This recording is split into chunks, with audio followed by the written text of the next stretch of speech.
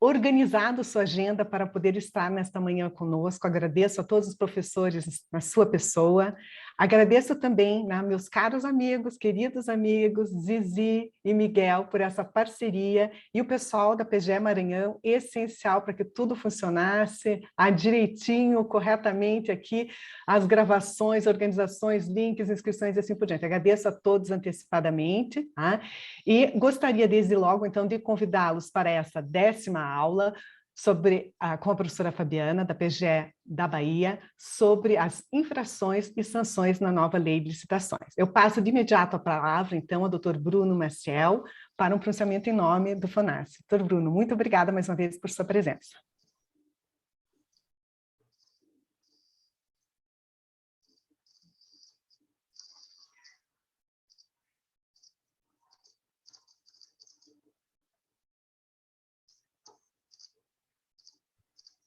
Bruno?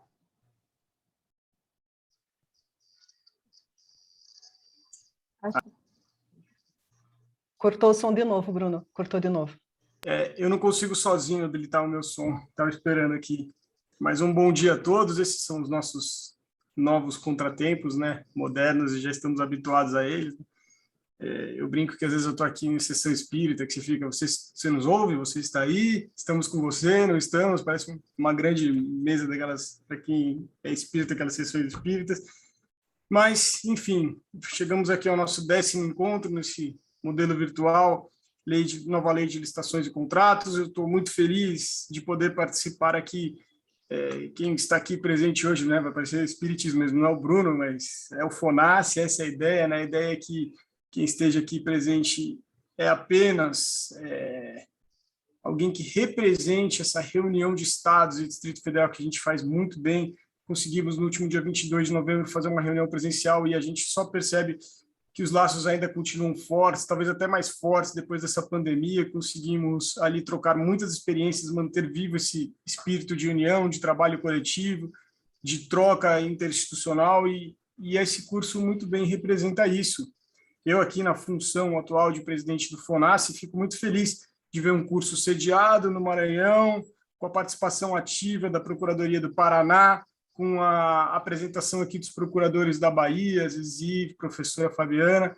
Quer dizer, esse é o FONASSE, essa é a nossa ideia, essa integração do país para tratar de temas caros à nossa atividade profissional. Licitações e contratos, eu acho que talvez seja a atividade mais marcante da carreira de procurador do Estado, assim, carreira jurídica.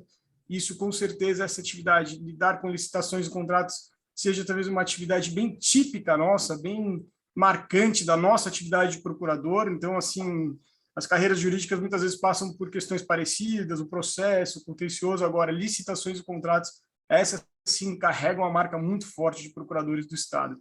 Então, fico muito feliz de estar nesse evento que reúne essa característica profissional e esse evento FONASSE, que é uma troca de experiências, uma troca de ideias, a construção de um pensamento em torno de uma lei nova, uma lei que, ainda que a lei traga muita jurisprudência, consolidação de entendimentos, mas é uma lei nova, é uma lei que vamos ter que saber como lidar, e nada como estamos afiados e afinados na execução dessa lei. Então, Leila, muito obrigado por permitir que eu viesse aqui dar uma palavrinha e agradecer e enaltecer esse espírito do FONASSE. Desejar a todos hoje uma boa aula, uma boa semana que começa. E o FONASSE, posso falar em nome do FONASSE, está à disposição para manter esse tipo de evento e realizarmos mais e mais e mais, sempre objetivando aí o aperfeiçoamento, a difusão de ideias e a troca de experiências entre colegas. Um bom dia. Bruno, muito obrigada pela sua participação, pelas gentis palavras, né, em nome do FONASSE. Eu sei que em nome pessoal também seu. Realmente é muito gratificante fazer parte desse grupo, dessa família FONASSE, que essa troca sempre crescente de experiências, de conhecimentos e amadurecimento. Muito obrigada mesmo. Eu gostaria, então, antes de passar a palavra à doutora Zizi para apresentar a palestrante, apenas de reiterar aqueles nossos recados iniciais das aulas, né? Então, o primeiro deles sempre diz respeito ao envio de perguntas, tá? Nós pedimos que, no decorrer da exposição, as perguntas sejam encaminhadas pelo chat, nós leremos para a professora Fabiana ao final da exposição, E hoje, em razão da troca do horário de aula, nós não vamos passar aquele formulário de presenças e será atribuída a presença a todos. Tá? Agradecemos já a compreensão de todos. Agora eu passo a palavra, então, à nossa querida amiga, a procuradora Zizi Martins, para a apresentação da professora Fabiana. Zizi, a palavra é sua. Obrigada, Leilinha. Eu quero realmente também imitar você na gratidão que eu tenho que expressar aqui por você, por Miguel, né, por esse trio que a gente aqui esteve, essas 10 aulas nesse curso de licitações sobre a nova lei. Então, agradecer essa parceria, esse carinho, essa confiança, agradecer aos colegas que estão conosco desde o início, que confiaram em nós, a Bruno, por estar dirigindo tão bem o FONAS, que é uma rede inclusiva, é uma rede que também abraça os ex-presidentes, que é meu caso, que eu não estou atualmente lidando com o centro de estudos. E realmente falar de Fábio, para mim, é muito fácil, porque Fábio é uma amiga muito querida, é um orgulho da PGE Bahia, né? Ela é uma pessoa disponível à administração pública do Estado. Fábio, eu não sei quantos cursos e quantos alunos ela já teve dessa área de controle administrativo disciplinar, não sei se ela coleciona isso. Né? No meu tempo de centro de estudos, foram 4 anos e meio, Fábio era a minha docente mais disponível, para tudo que se pedia, para tudo ela estava disposta, disponível. Como vocês terão esse privilégio de ver, Fábio realmente nasceu para dar aula e ser procuradora e ser advogada pública. Então, e nessa área de controle administrativo disciplinar, que é a grande paixão dela, que ela vem estudando há muito tempo, há muitos anos. Né? Fábio é especialista em direito da infraestrutura, tem outras especializações, ela foi procuradora federal, ela é procuradora do Estado da Bahia desde 2004, Fábio, turma de 2004, é isso? Desde 2004. E desde 2004 ela está lá quase que na chefia, nesse setor que a gente reúne tanto os PADs, né, a parte de servidor lidando com penalidade, quanto de penalidades contratuais. Então, ela realmente curte, faz isso com muito amor, muito bem. Então, como colega, como agora chefiada, eu só tenho a dar bons testemunhos de Fabiana, e como também, como gestão PGE, tenho ouvido isso, né, do procurador-geral, das adjuntas, o quanto o Fábio é preciosa para nós e para o estado da Bahia. Então, para mim é fácil falar dela. Então, um beijo para vocês e ótima aula, tá certo? Um abraço.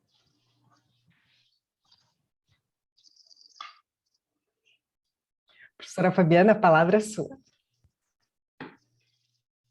Bom dia, colegas. Meu Deus, depois de falar, como é que eu falo agora, depois dessa apresentação feita por Zizi, né? Vou chamar de Zizi, que é como carinhosamente ela gosta de ser chamada.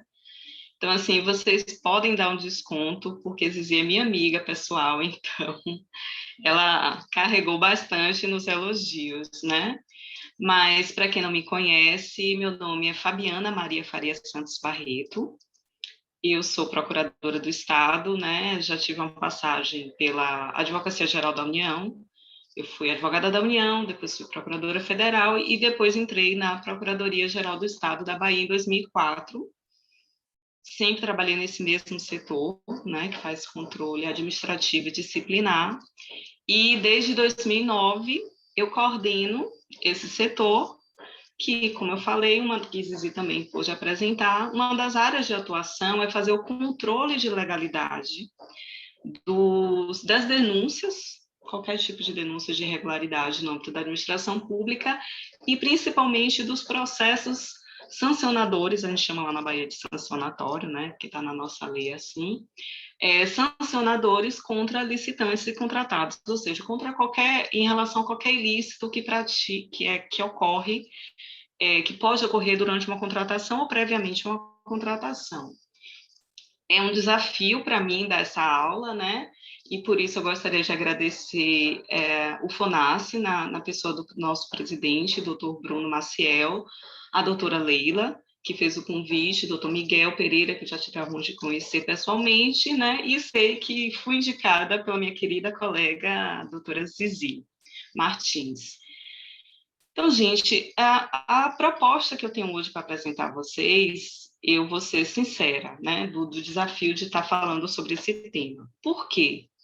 Porque na Bahia, a gente tem uma legislação própria no que se refere à apuração dessas infrações que ocorrem em uma licitação e uma contratação administrativa. A gente tem uma lei estadual, a gente tem, nessa lei estadual, sanções, e nós temos um procedimento diferente da lei federal. Então, assim, a lei federal não é nem a 8666, nem a lei do pregão.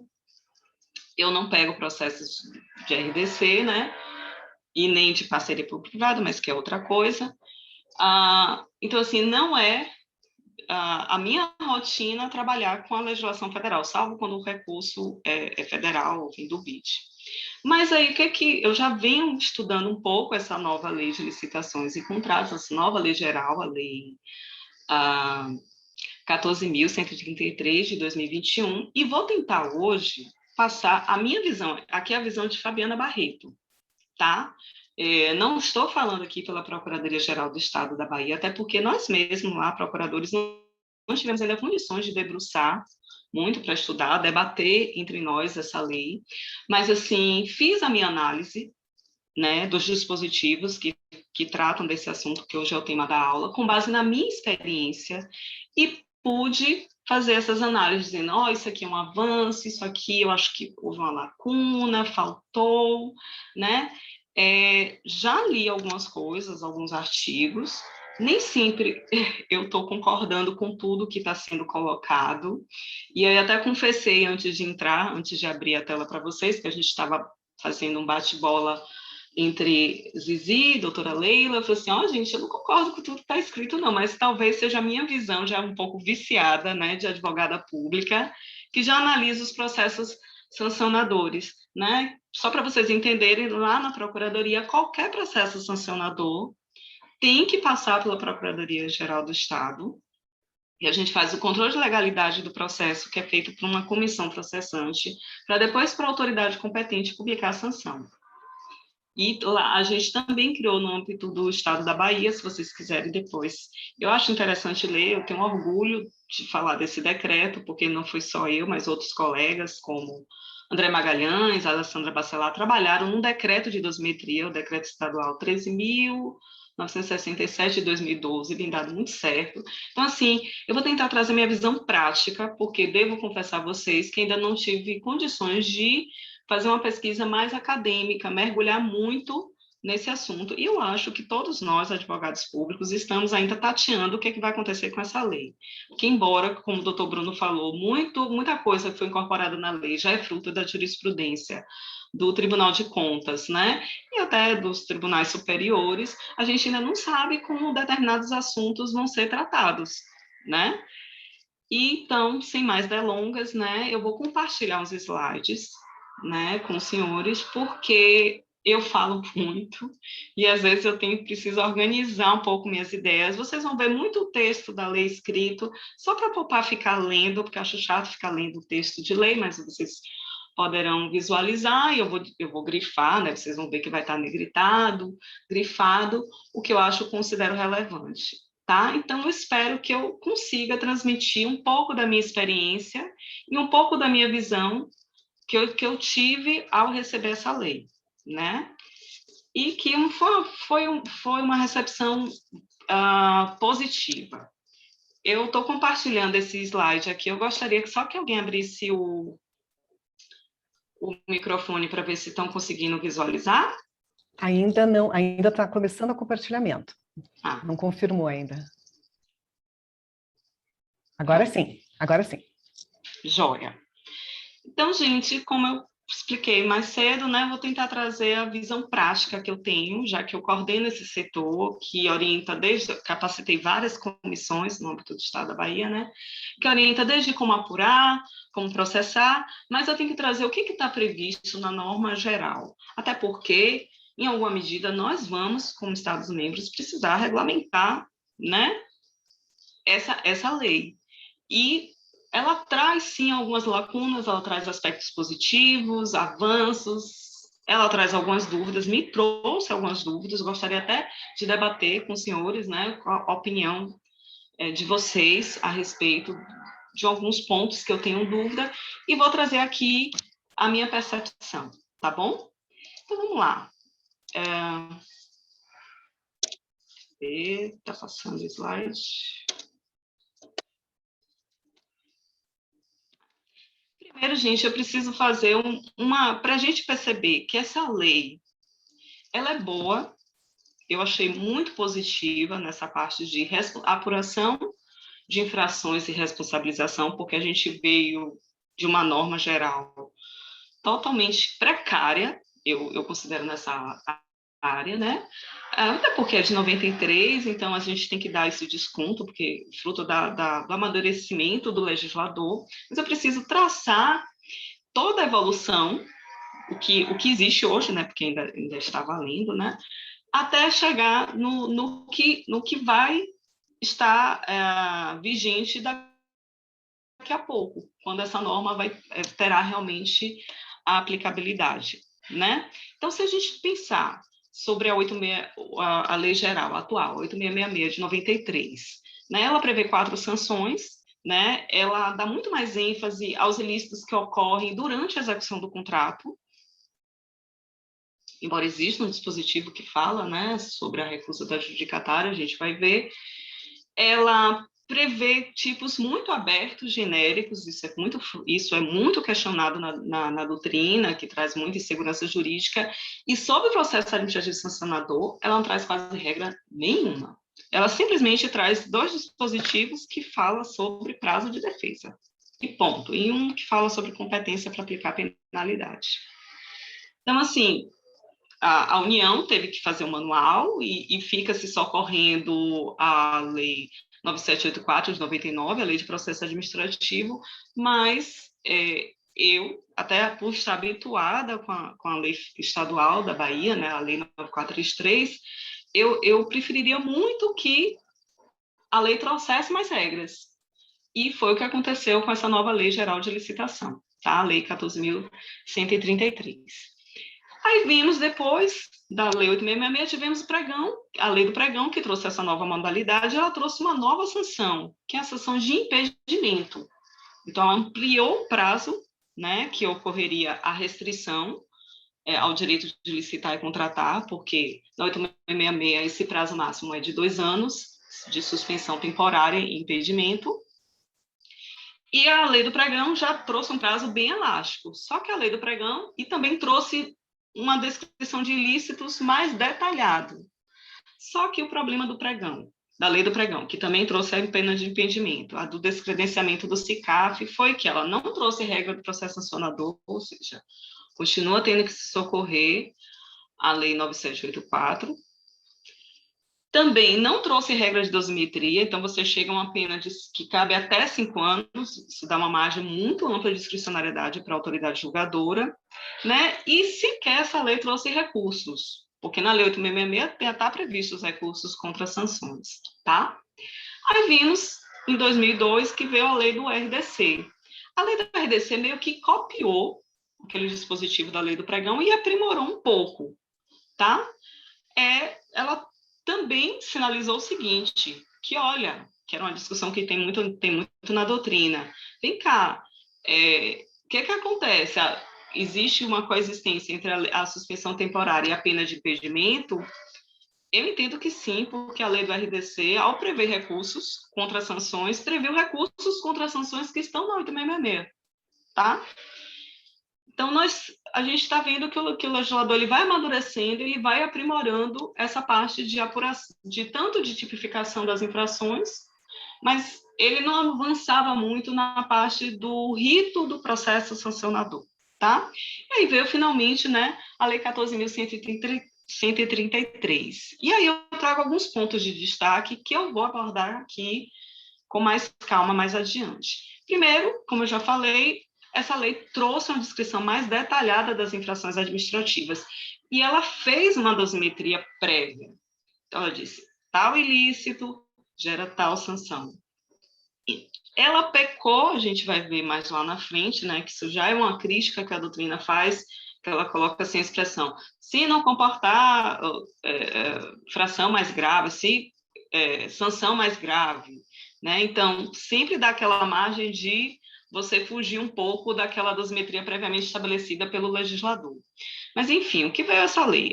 Essa lei avançou bastante, porque ela trouxe uma descrição detalhada das infrações administrativas, trouxe a penalidade para cada tipo de ilícito, então, a gente vai ver novos prazos de duração, então, deixa de existir aquele prazo de 2 anos, que tem na 8666, e deixa de existir também aquele prazo de 5 anos, tá? Que tem na lei do pregão e na lei do RDC. A gente vai ver que desapareceu a pena de suspensão temporária, agora só existe a pena de impedimento, né? Não foi previsto nessa lei a pena de descredenciamento do sistema de registro cadastral, porque existe isso como sanção na lei do pregão. Há uma discussão se isso também é uma sanção na lei do RDC, mas eu entendo que sim, que seria. Essa lei não trouxe essa sanção, tá? Ela foi um avanço, porque ela trouxe regras para apuração da responsabilidade. Ela previu prescrição, porque literalmente fazia-se um contorcionismo jurídico para defender que esses processos sancionatórios prescrevem 5 anos. Porque as ações contra a fazenda são 5 anos, a fazenda, quando tem um crédito, não existe nada imprescritível. Essa lei já trouxe que esse processo ele tem um prazo para começar, sob pena de prescrição. Previu a possibilidade de uma comissão processante, porque antes existia a dúvida. Quem conduz? Né? O manual, que eu já li há algum tempo, falava assim, caberá a cada órgão estabelecer o rito que será adotado e comunicar ao acusado. Eu não acho essa forma mais adequada. Tá? Ela ampliou o prazo de defesa, que era uma crítica que os administrados faziam muito, porque para infrações como que cabia suspensão temporária, o prazo é 5 dias úteis, é um prazo realmente muito exíguo, né?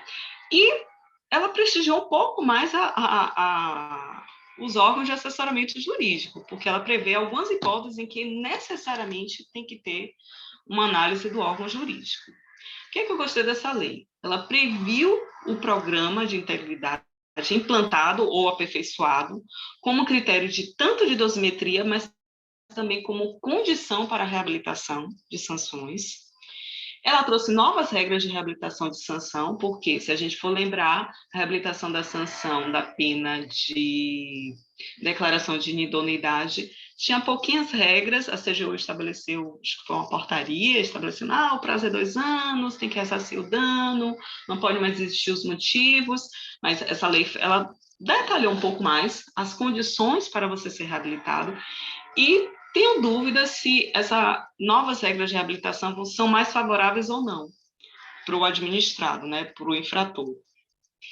Outra coisa que essa lei trouxe, a tramitação conjunta do processo de responsabilização, dessa lei, né, esse processo sancionador dessa lei, com o processo administrativo previsto na Lei 12.846 de 2013, que é a Lei Anticorrupção.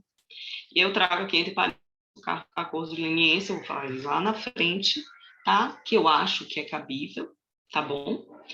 E a lei também trouxe uma positivação da desconsideração da personalidade jurídica, que a doutrina chama de indireta, que é, na realidade, para você estender a aplicação de sanções a outras pessoas jurídicas que não sancionaram. E aí ela trouxe uma regrinha a mais, porque a própria lei, essa lei anticorrupção, já trazia expressamente a desconsideração da personalidade jurídica. E a nova lei geral, a 14.133, trouxe mais um detalhezinho, tá? Que eu também vou abordar. Então, só para pincelar, gente, essa evolução legislativa que eu falei agora há pouco, eu trouxe os dispositivos e grifei algumas partes deles para vocês terem uma noção do avanço que se deu nessa área de definição, de tipificação dos ilícitos. Lógico, toda a doutrina critica, mas os tipos administrativos são abertos.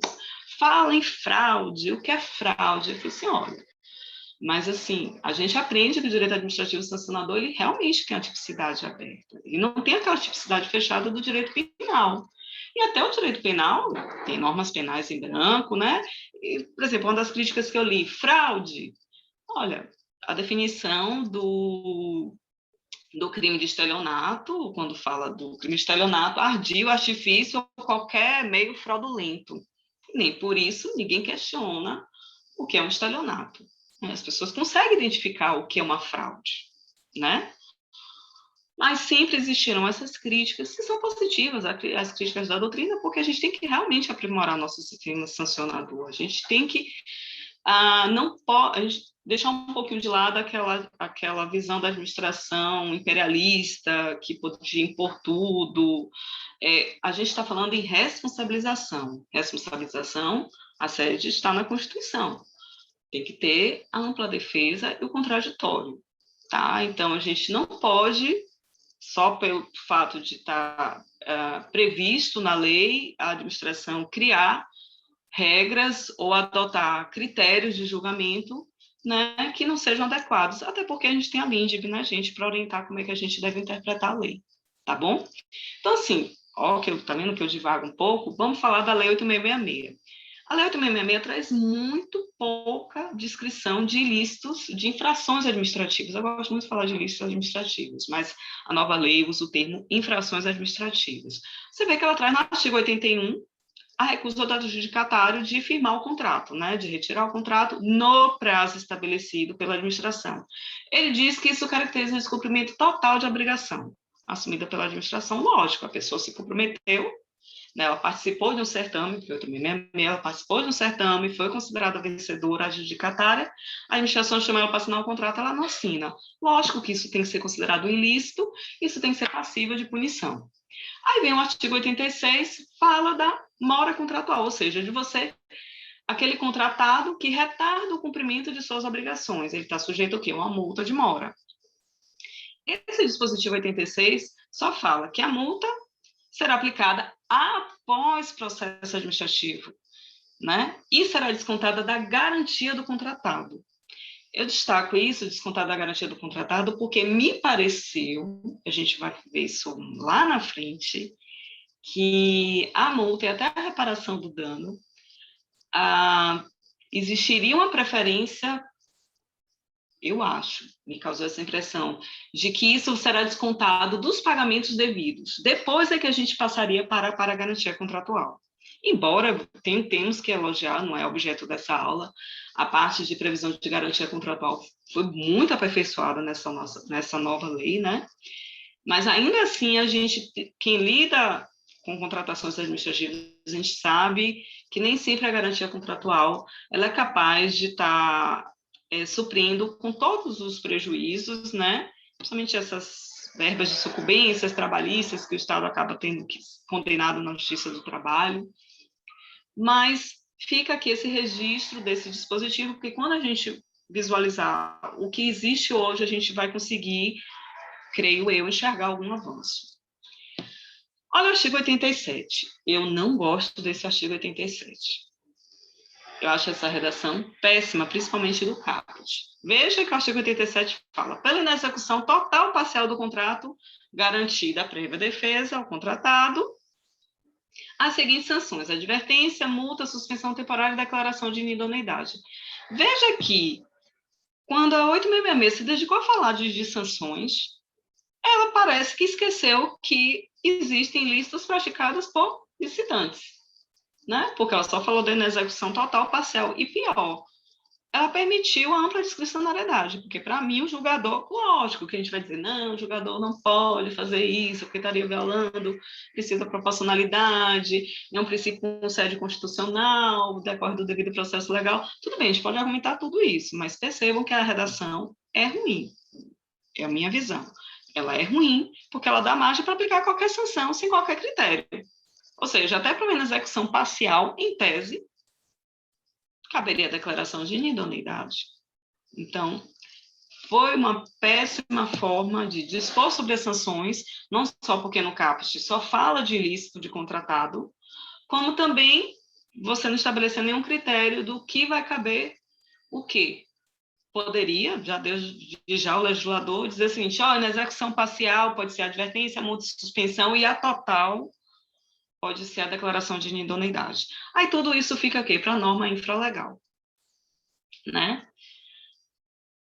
a lei baiana não padece desse problema, porque ela é bem clara quando cabe determinados tipos de sanções, e, inclusive, o decreto de dosimetria estadual faz distinção quando a execução é total e parcial também, tá? Agora, tem um dispositivo do 8666 que eu gosto. Então, assim, continuando falando da 87, do artigo 87, a gente vê que sobre o rito do processo sancionador, existia quase nenhuma regra, porque o parágrafo 2º dizendo que se as sanções forem de advertência, suspensão temporária e declaração de idoneidade, olha que utiliza o inciso 4, que é uma incongruência com o parágrafo 3º, que fala também da sanção estabelecida no inciso 4. Mas, basicamente, fica o seguinte: se a sanção é de advertência, suspensão temporária, lembrando que elas podem ser acumuladas com multa, né? O prazo de defesa é 5 dias úteis, e se o ilícito é passível de declaração de inulidade, o prazo de defesa é de 10 dias. Era só o que existia sobre processo sancionador nessa lei. Então, tudo ficava para instrução normativa, portaria, manual, tá? Eu não acho isso uma boa técnica legislativa, mas a gente tem que dar o desconto, né, porque é uma norma de 93, ainda existia o amadurecimento até do próprio legislador, do que é ampla defesa, do que é contraditório, de que o processo precisa ter uma formalidade mínima, não é aquele formalismo exagerado, tanto que é a regra do formalismo moderado, mas tem que ter uma formalidade mínima para que o administrado sinta seguro, né, do que está por vir, né? Quais são as regras que são aplicáveis para ele se defender, tá bom? E é esse artigo que eu gosto do 8666, e ele eu sinto falta na nova lei de licitação. Porque, veja, o que eu sinto falta da nova lei de licitação? Não é nem dos incisos, que traz três tipos, né, de infrações administrativas, mas principalmente do que está no caput. Veja o que diz o caput do artigo 88. As sanções previstas nos incisos 3 e 4, ou seja, as sanções de suspensão temporária e declaração de idoneidade, poderão também ser aplicadas, ou seja, além daquelas hipóteses do 87, que é na execução parcial ou total, às empresas ou aos profissionais que, em razão dos contratos regidos por essa lei, então, em razão das contratações administrativas regidas pelo 8666, então perceba que, ao usar a expressão empresas ou profissionais, isso deu um grande coringa para a administração. Tem um dispositivo desse igualzinho na lei baiana, que a gente copiou, tá? Eu chamo esse dispositivo de soldado de reserva. Gente, a gente sabe que, infelizmente, a criatividade para a prática de ilícitos é grande, né? E, às vezes, você se para, assim, vem cá, onde é que eu vou encaixar essa conduta aqui? Em qual tipo? E olha que eu estou falando sempre da lei baiana, desculpa, puxando a sardinha para o nosso lado, mas, assim, é porque eu gosto realmente, né? E tem outras legislações que eu também já tive a oportunidade de ler, a do Paraná também eu acho muito interessante. Então, assim, ela permite que a gente aplique sanções para quem sequer formalmente figurou como licitante ou contratado. E existe, sim, eu vivo isso na minha prática, tá? Pessoas que não são tecnicamente licitantes, se você for pela literalidade da lei, se a gente for pela lógica de que, no direito administrativo sancionador, a gente tem que fazer uma interpretação restritiva. Então, peguei casos em que houve subcontratação, que não era permitida, e o subcontratado estava tornando o contrato mais oneroso. Ele é o quê? Equiparado ao contratado? Ele formalmente não é contratado, foi ele que firmou o contrato, né? Nós temos situações em que a prática do ilícito por candidatos ao cadastramento, né? Candidatos, aqueles que têm interesse de ter o registro cadastral, ele não é licitante, ele não é contratado, porque não tem sequer licitação aberta, tá? E o registro cadastral está previsto nessa nova lei, né? A Lei 14.133. Então, assim, esse dispositivo, eu senti falta não pelos dispositivos, não pelos incisos, porque a gente vai ver que ele está no artigo 155, mas principalmente pelo sujeito ativo da infração, tá? A lei, eu já estou dando esse spoiler, né? Eu acho que ela pecou ao só citar os termos licitante e contratado. E aí a gente vai ter que fazer aquele esforço interpretativo, vai dizer, esse aqui se equipara a licitante, esse aqui se equipara a contratado. Tá bom? Eu não acho essa interpretação excessiva adequada em matéria sancionatória, tá? E, então, eu tenho milhares de casos, gente, porque imagine, né? Eu entrei na Procuradoria em 2004 e desde 2009 eu cuido desse setor. Desde 2004 eu já trabalho nessa área, mas chefiando o setor, eu ainda tenho condições de ver, porque eu distribuo os processos para os colegas, né? Então, já vi empresas que impugnavam o edital para que a que estava com o contrato continuasse sendo contratada, né? Por dispensa emergencial.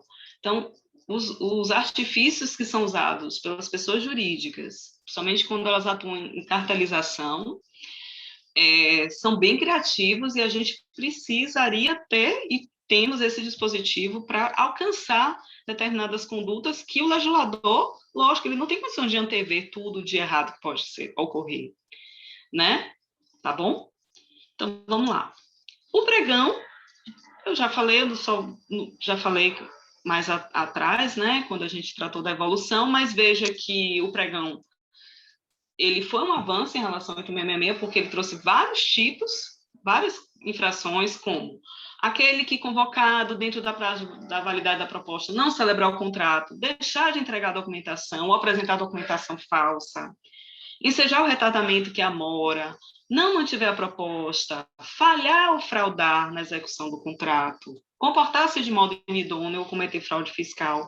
Ou seja, ele trouxe, né, uma série de condutas que o 866 já não trazia, ampliou o prazo de restrição até 5 anos, essa pena de impedimento com repercussão para todos os entes da federação, porque é outra discussão que tem muito na 866.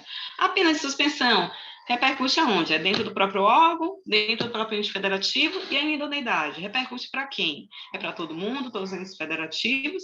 A do pregão, pelo menos, não ficou naquela técnica de interpretação. Aqui o legislador usou a palavra administração, ponto. Aqui o legislador usou a palavra administração pública. Até porque, gente, você pode, quem tiver a oportunidade de ainda pegar o 866, ver que o legislador não teve critério de usar esses termos administração e administração pública. Tem lugares em que, claramente, se está falando do ente contratante e ele utiliza a expressão administração pública. Quando a gente olha a definição de administração pública no 866, todos os entes federativos, todas as administrações públicas, né? De todos os entes federativos. Então, essa forma de interpretação, nunca gostei, sempre teve essa discussão na jurisprudência, mas tem aí o pregão, e o pregão também tem a lei do RDC, que é muito parecida, lembra que eu falei? A lei do RDC, ela também trouxe ilícitos muito parecidos com a lei do pregão, também a pena de impedimento, né, de até 5 anos, sem prejuízo, sim, lógico, que nem o pregão e nem o RDC afastou, logicamente, as multas, né, tem a pena de descredenciamento aqui, ó, no CICAF, e aqui no RDC o descredenciamento é da Autoridade Pública Olímpica, APO, né? Então, você vê que as leis elas foram ocorrendo um natural aprimoramento. E aí, finalmente, a gente chega o que nos interessa, que é hoje, que é a Lei 14.133. Então, aquilo que eu já antecipei lá atrás, eu volto a falar. Veja que o artigo 155 abre dizendo o licitante ou o contratado. Então, para mim, o legislador definiu que é um sujeito ativo dessas infrações aqui que vão estar previstas nesses dispositivos, tá? Mas a gente ainda tem uma válvula de escape, a gente tem um soldadinho de reserva que eu vou falar aí, que assim, licitante ou contratado, só vou poder punir quem é tecnicamente licitante ou tecnicamente contratado, mas assim, tem como a gente conseguir alcançar algumas pessoas jurídicas que não são formalmente licitantes ou contratados. Eu vou dizer a minha opinião, como é que a gente conseguiria, né? Então, diz o 155, ele será responsabilizado administrativamente pelas seguintes infrações: inexecução parcial do contrato, inexecução parcial que cause grave dano à administração, ao funcionamento de serviços públicos ou ao interesse coletivo, da causa inexecução total do contrato. Minha crítica a esses dispositivos é só a questão da técnica legislativa. Na execução, gente, é uma forma, é um comportamento de ilícito, né? E que ele pode ser parcial ou total. Então, se a gente fosse mal comparar com o direito penal, a gente tem no direito penal homicídio simples, homicídio qualificado. Então, poderia ter o legislador, na minha modesta opinião, ter colocado na execução do contrato e botar as hipóteses, né? Se for parcial, total, ou parcial com grave dano, ou total, colocar isso na parte de dosimetria, dizer, olha, que a gente vai ver, quando na execução for só parcial, sem dano, cabe advertência. Mas quando for parcial, que cause grave dano, cabe impedimento. Então, ao invés de prever 3 incisos, como se isso fossem condutas completamente distintas, e para mim não é. Para mim é o mesmo tipo de comportamento ilícito, o que muda seria o quê? A gravidade, né? A gravidade do ilícito foi parcial, foi total, foi com grande dano, foi sem dano. Então, assim, agora, lógico, gente, eu quero já registrar aqui que eu não quero ser, é ótimo, né, ser engenheiro de obra pronta, né? Você vê lá todo o trabalho que as pessoas que trabalharam na construção da norma, e depois está eu aqui sentadinha, isso aqui podia ser melhor, isso aqui tá ruim, não gostei. A gente tem que dar esse desconto, até porque eu já tive a oportunidade também na Procuradoria-Geral do Estado de participar de comissões que criaram leis, decretos, né? E a gente tenta se esmerar para sair o melhor possível e nem sempre consegue, né? Aí, mais vale aqui esse registro que eu não gostei dessa técnica legislativa, tá? Agora, veja que eu tenho outros ilícitos que o 155 trouxe, outras infrações administrativas. Deixar de entregar a documentação exigida para o certame. Isso é importante, isso já vem absorvido do que a gente aprendeu no pregão. Por quê? Porque essa lei 14.133, ela trouxe já como regra que a gente primeiro vai analisar as propostas e depois a documentação. Então, não pode a administração gastar toda essa energia de escolher a proposta mais vantajosa, e a lei traz um novo conceito de vantajosidade, porque deve ser considerado o ciclo de vida, do bem, do serviço, todas as variantes, né? Não só, não está a ideia da vantajosidade, a ideia de preço, né? Porque existem outras técnicas para você avaliar a melhor proposta, mas é importante a gente punir, né? Ocorrem muitos processos na Procuradoria, não sei se vocês têm essa experiência, porque na lei baiana já é investida essas fases, tá? A lei 9433 da Bahia já investe as fases, ou seja, já apresenta o licitante primeiro disputa, né, os preços e depois apresenta a documentação, e tem muito licitante que vai lá testar seu preço, ou ver o preço do concorrente.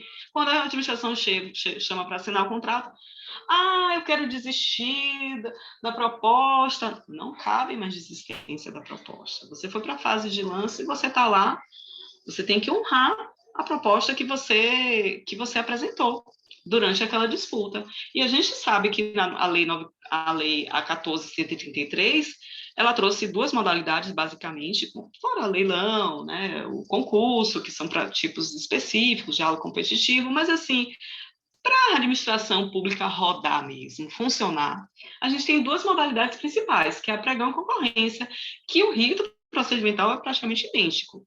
O que diferencia o pregão da concorrência é o objeto, né, por essa nova lei.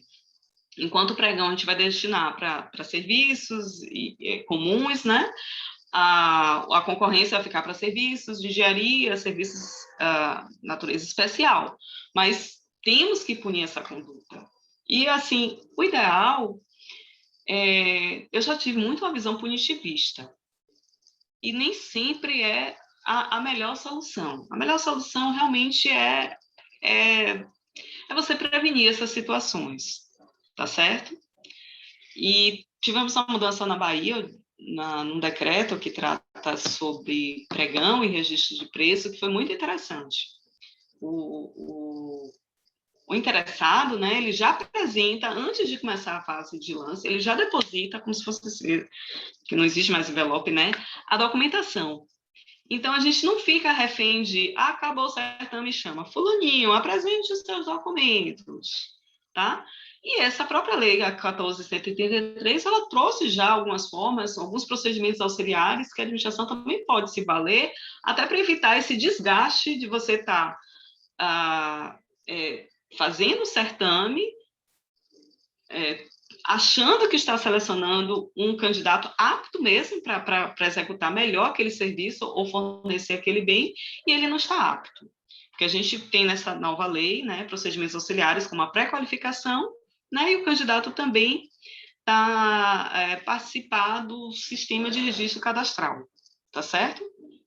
Então, é importante ter trazido isso, obviamente, da lei do pregão, que também tem no RDC, para aqui. Mas não manter a proposta, salvo intercorrência de fato superveniente devidamente justificado. Olha, tudo que a lei fala, salvo devidamente justificado, também para mim, como técnica legislativa, é ruim. Porque, lógico, gente, você só pode punir uma conduta que não tem justificativa legal. Não precisa dizer salvo motivo justificado. Tá óbvio, porque o processo sancionador serve justamente para isso, para você abrir a oportunidade do acusado se defender e ele apresentar a justificativa. Aquela justificativa sendo considerado, sei lá, vamos pegar a doutrina clássica, fato da administração, fato do príncipe, caso fortuito, força maior, ele não deve ser responsabilizado. O fato ocorreu, mas ele não deve ser responsabilizado por aquilo. Então, essa palavra salvo, justificado, motivo sublimite, não me parece ser a melhor forma de prever o ilícito. Não celebrar o contrato ou não entregar a documentação exigida para a contratação quando convocado dentro do prazo de validade da proposta. Então, assim, qual seria a diferença entre o inciso 4 e o inciso 6? Né? Será que o inciso 4 está se referindo a uma licitação que ainda não ocorreu, a um procedimento de pré-qualificação? E no inciso 6, já houve o certame, a gente está no meio do certame, e aí eu estou chamando para aquela fase de análise se eu posso habilitar ou não o licitante, né? Poderia o legislador ter dado mais pistas do que ele estava, porque não faz sentido ter dois dispositivos punindo a mesma conduta, seria bis in idem, né? O artigo 155 ainda traz mais outros ilícitos. Ensejar o retardamento da execução ou da entrega do objeto sem motivo justificado. Então, aí minha observação desse sem motivo justificado, né? Não vejo razão para existir isso. Isso aí nada mais é do que a mora, né? No cumprimento das obrigações, qualquer que seja a obrigação. Outro dispositivo, outra infração que já estava prevista tanto no pregão como no RDC, apresentar a declaração ou documentação falsa exigida para o certame, ou prestar declaração falsa durante licitação ou execução do contrato. O avanço aqui faz a declaração falsa durante a execução do contrato, tá? Outro dispositivo, fraudar a licitação ou praticar auto fraudulento na execução do contrato. Tanto a fraude à licitação como o auto fraudulento na execução do contrato, ou seja, a fraude contratual, continuaram, mesmo com essa nova lei, que trouxe os tipos penais e já tem aplicação imediata, né? Ela manteve alguns ilícitos que já existiam, alguns crimes que já existiam na 8666, no artigo 89 e seguintes, né? Então, esses dispositivos não fazia sentido ele estar previsto como crime e não está, obviamente, previsto como infração administrativa.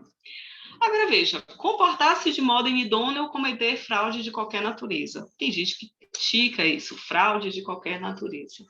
Mas eu acho que a noção de fraude para o aplicador do direito é muito clara, né? Algum ardil que você tenta obter alguma vantagem devida, tá? Você utiliza de algum ardil, algum artifício para manter alguma vantagem devida. E olha, tudo que fala em fraude de qualquer natureza, se a gente quisesse assim, eu vou riscar aqui esse dispositivo, esse inciso 9. Faria o inciso 9 inserido no inciso 10, tá? Porque fraude de qualquer natureza é fraude à licitação e é fraude de contrato. Então, o legislador foi redundante, mas vamos pensar que ele foi didático, tá? Agora veja, o que é mais... praticar atos ilícitos com vistas a frustrar o objetivo da licitação. Então, lembra daquele dispositivo que eu falo assim, eu adoro esse dispositivo do artigo 88 da 8666, porque ele me salva em alguns comportamentos ilícitos que eu fico assim, onde é que eu vou encaixar esse comportamento? Que infração? né? Lembra esse dispositivo aqui que eu falei para vocês? Tenham sofrido condenação definitiva em atos dolosos, fraude fiscal, mas esse inciso 2 e o 3, às vezes ele é meu soldado de reserva, como eu chamo assim. Tenham praticado atos ilícitos visando frustrar os objetivos da licitação e demonstrem não possuir idoneidade em virtude de atos ilícitos praticados, ou seja, são descrições abertas, sim. Dá para encaixar muita coisa aí, tá? As críticas que são feitas são pertinentes, mas, assim, é válido, porque o legislador não consegue prever todas as hipóteses em que o particular pode tentar estar frustrando a isonomia, a competitividade. Eu vou dar um exemplo. Não sei se vocês já visualizaram isso nos estados de vocês. Uso de robô. Uso de robô durante pregão. Onde é que está previsto que você não pode usar robô? Então, tinha uma empresa que ela ganhou a licitação e o intervalo de lances entre um lance que ela dava e outro era de milésimos de segundos. E ela cobria a própria proposta dela. Ou seja, os outros participantes pararam de dar lance e ela continuou cobrindo o próprio lance dela. Eu falei, não. Ela teve uma vantagem indevida. Ela estava ferindo a isonomia, a ampla competitividade entre os demais participantes. Porque se ele coloca um robô para qualquer lance que aparecer, ele está cobrindo automaticamente, ele vai sempre conseguir vencer. E a diferença entre um lance e outro era também de centavos, e por milésimos de segundos. Então, só uma força sobrenatural para alguém conseguir digitar aqueles números, né, em milésimos de segundos. Né? Então, fica assim, onde é que a gente encaixa? Mas é fraude à licitação. Fraude à licitação. Mas, basicamente, ele está frustrando os objetivos da licitação. A administração não tem condições de que todos disputassem de forma igual, com condições iguais, tá? Então, veja que a criatividade sempre vai existir e a gente sempre terá que ter um dispositivo para se socorrer, para tentar capturar aquela conduta e dizer, não, essa conduta é infração, essa conduta é ilícita. Eu preciso apurar a responsabilidade dessa pessoa contra a defesa e contraditório antes de aplicar qualquer sanção. Então, veja que esse inciso 10 e o 11, né, ele meio que é uma reprodução daquele 88. Só que tem um defeito de que eu acho que é no caput, né? Porque eu lembro que 88 fala de empresas ou profissionais, então não necessariamente alguém que é formalmente um licitante ou contratado. Mas olha o dispositivo que eu gosto desse artigo 155, que é o 12, praticar ato lesivo previsto no artigo 5º da Lei 12.846. Quando essa lei estava perto de entrar, né, de ser promulgada, eu fiquei na dúvida, meu Deus, como é que essa lei vai coexistir com a lei anticorrupção? Porque a lei anticorrupção teve aquele momento, né, lá atrás, né, 2017, 2018, a Operação Lava Jato, que ela foi muito aplicada pela União, né, pela CGU, celebrou vários acordos de leniência, e eu ficava sempre assim, como é que essa lei vai ficar compatível com a Lei 12.846, até porque teve uma medida provisória nessa lei que decaiu, que a própria lei já não é tão perfeitinha, ela tem algumas lacunas, algumas falhas. Mas aí ele colocou, de forma genérica, praticar ato lesivo previsto nesse artigo 5º. E o ato lesivo, o artigo 5º dessa lei, que é a Lei Anticorrupção, a LAC, né? Ele começa os atos lesivos praticados por pessoa jurídica. Ele não qualifica a pessoa jurídica como licitante ou contratado. Então, aquela minha preocupação de uma empresa que está nos bastidores, atuando para impugnar o edital, para que aquela empresa dela parceira ganhe e ela fique com aquele contrato. Porque já tivemos uma operação que a gente só descobriu, né? Teve uma operação policial e veio a interceptação telefônica e os sócios das empresas falaram assim, você vai impugnar o edital para que eu continue aqui prestando serviço, que a administração vai ser obrigada a fazer uma dispensa emergencial e ela vai acabar me contratando, ou até por indenização, pagando a empresa por indenização. Tá? Então, veja que a LAC foi trazida para dentro da nova Lei Geral de Licitações e Contratos, e ela traz mais dispositivos sobre listas que podem ocorrer em licitações e contratos. Tem uns que repetem o que já está no 155, mas tem outros que não. Por exemplo, a linha F. A linha E. Criar de modo fraudulento ou irregular pessoa jurídica para participar de licitação pública ou celebrar contrato administrativo. Por que a LAC prevê esse dispositivo? Porque a LAC, a Lei Anticorrupção, previu a desconsideração da personalidade jurídica. E a nova Lei Geral de Licitação também positivou a desconsideração da personalidade jurídica. Ou seja, você cria uma pessoa jurídica para burlar uma sanção. Porque, assim, basicamente, a gente fica meio que enxugando gelo. Punir essa pessoa jurídica, a empresa ABC Limitada. Daqui a pouco a ABC abre com outro nome, praticamente os mesmos sócios, né, ou partes dos sócios, para continuar licitando. Para o quê? Para escapar da sanção, da restrição. Então, qual outro ilícito também que a Lei Anticorrupção traz e que também vai ser apurado sobre a égide da Lei 14.133, também vai ser punido? Obter vantagem ou benefício indevido de modo fraudulento, de modificações ou prorrogações de contratos, sem autorização na lei no ato convocatório da licitação, respectivos instrumentos contratuais.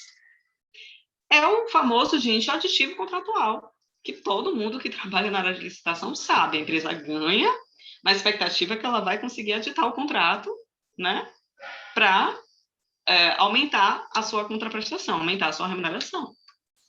E muitas vezes isso está em conluio, né? Lógico, e tudo isso que a gente está falando, gente, às vezes, o meu setor, ele trabalha, como o Zizi explicou, a gente acaba pegando as duas coisas, a gente analisa as duas coisas no processo. A gente analisa tanto a responsabilidade daquele que está envolvido em ilícitos, em licitações e contratos, como também de eventuais servidores, agentes públicos envolvidos. Porque às vezes chega um processo, eu disparo duas orientações, abre o processo contra a empresa, a gente faz um parecer, e também abre-se sindicância, o processo disciplinar contra o servidor público, tá? Porque muitos desses ilícitos têm, às vezes, né, a participação de agente público também. Aqui, manipular ou fraudar o equilíbrio econômico-financeiro dos contratos. Tem alguma coisa parecida lá? Mas a gente pode falar isso, que isso é fraude contratual. Tá bom, é fraude contratual. Mas aqui, a lei, a LAC, para mim, foi a que melhor trouxe a descrição dos ilícitos, tá?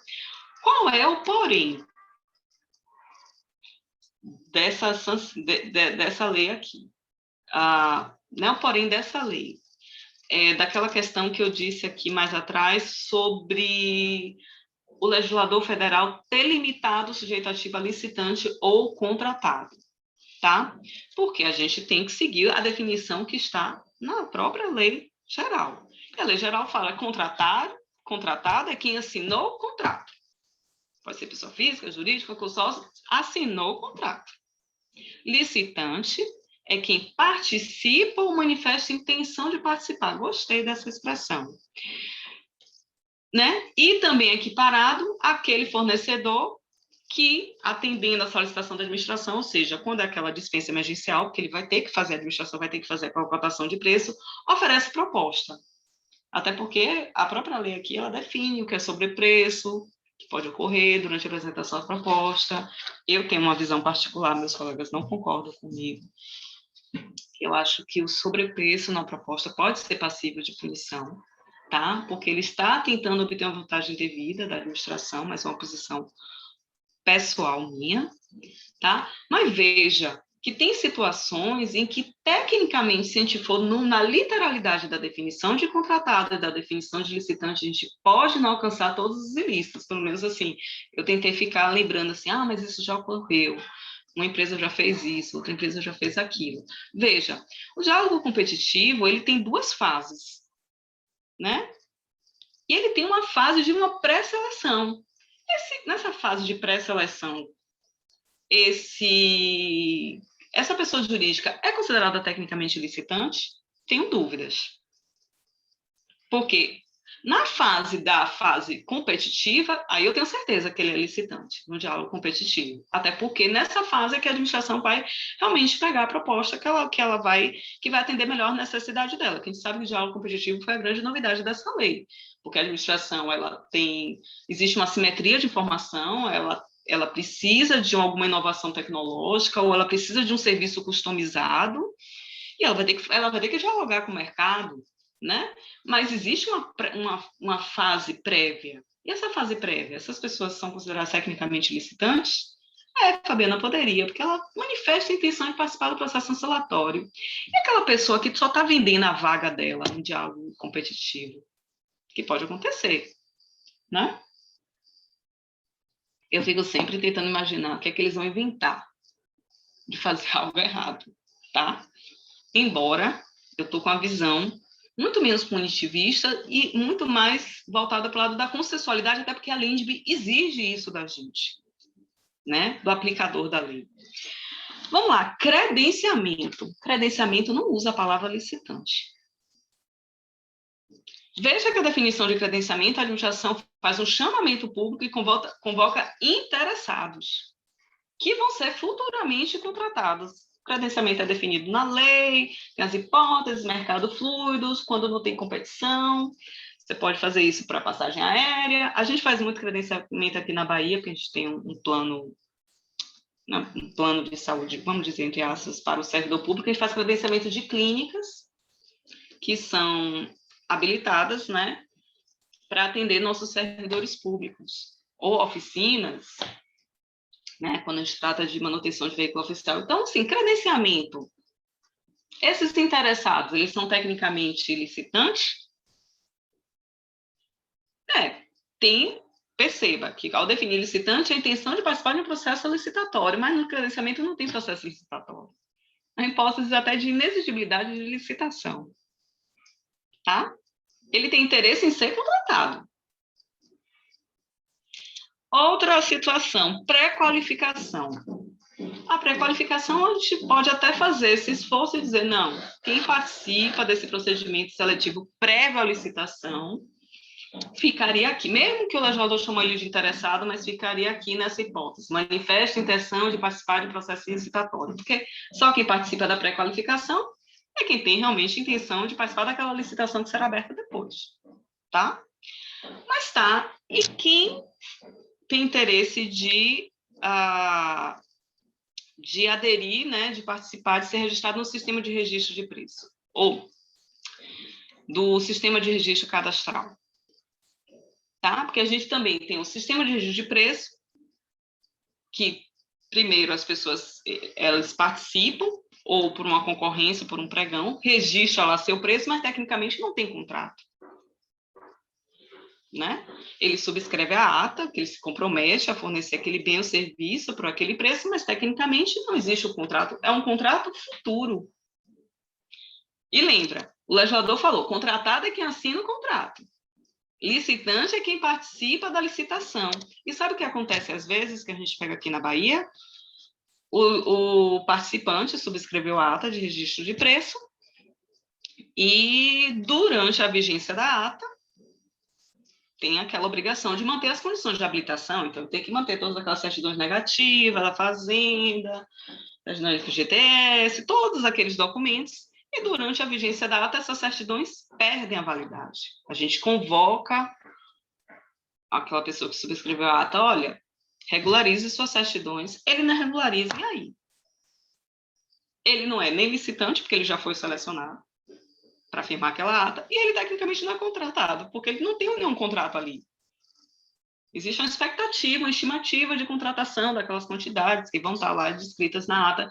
Então, perceba, eu, Fabiana, mas é a minha opinião, gente, ainda não compartilhei essa opinião com os colegas, pode ser que eu esteja sendo muito preciosista, né, fazendo preciosismo, dizer assim, olha, o legislador não precisava ter colocado o licitante contratado. Colocava a pessoa jurídica, pessoa física ou jurídica, será responsabilizada administrativamente pelas seguintes infrações nas licitações e contratos, ou em contratações administrativas. Usasse essa expressão, tá? Porque pela literalidade, algumas situações a gente vai ter que fazer um esforço interpretativo para alcançar aquele infrator.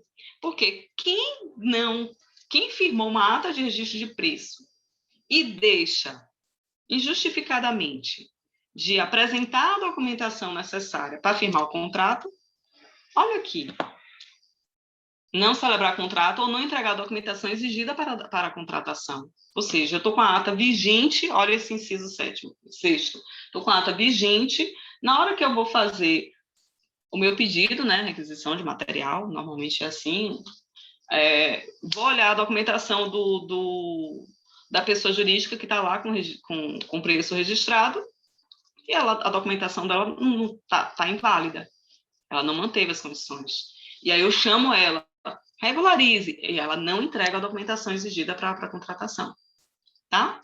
Então, fica essas observações de fruto de alguém que está angustiado um pouco, como é que a gente vai regulamentar essa lei no âmbito dos estados, né, dos mais índices federativos. Porque eu não vou nem entrar nessa discussão, que a gente vai durar aqui a manhã inteira. É norma geral, não é norma geral? O que é que a gente pode regulamentar, o que é que a gente não pode? Que seria a nossa competência suplementar ou não, tá? Mas essa visão, essas foram as infrações administrativas que a nova Lei Geral de Licitação trouxe. Agora, e as sanções? As sanções ficaram 4, com a diferença de que sai a suspensão temporária e entra no lugar a pena de impedimento de contratar, tá? E veja o que o 156 fala. Na aplicação das sanções serão consideradas natureza e gravidade da infração cometida, peculiaridade do caso concreto, circunstâncias agravantes atenuantes, os danos que dela provierem para a administração pública. E veja que o dano, gente, é uma espécie de qualificadora, que a gente vai ver, né? Que o dano, tem dano, não tem dano, vai modificar a sanção. O legislador já fez uma prévia dosimetria. E o inciso 5, que é interessante, é a implantação ou o aperfeiçoamento, que às vezes muitas empresas já correram para fazer seus programas de integridade, mas ele, na prática, ele não é efetivo, conforme normas e orientações dos órgãos de controle. Que órgãos de controle seriam esses? Eu entendo que seria a Advocacia Pública. E a CGU já tem suas orientações, né? Tem um decreto próprio que regulamenta a lei anticorrupção, que traz parâmetros para avaliação do programa de integridade. Eu vou falar isso mais adiante. Aqui, ó. A dosimetria do programa de integridade, né? Existe esse próprio decreto 8.420 de 2015, que regulamentou a lei anticorrupção, que ele traz os parâmetros para você verificar o programa de integridade, avaliar e fazer essa avaliação desse programa. Eu tive a oportunidade de fazer um curso na CGU e eu achei muito interessante a formulazinha que eles criaram para avaliar. Vale a pena a gente replicar, porque eles aqui mais têm experiência, pelo menos. Assim, eu não tenho conhecimento da realidade de outros estados, mas eles agregaram muita experiência, né, nisso. Tem essa portaria da CGU, né, que também traz também critérios de avaliação desse programa, e essa instrução normativa da CGU, AGU, que fala da metodologia, quando ela fala da metodologia de cálculo do ressarcimento dos prejuízos, de alguma forma ela está direcionando como você deve calcular o dano, tá?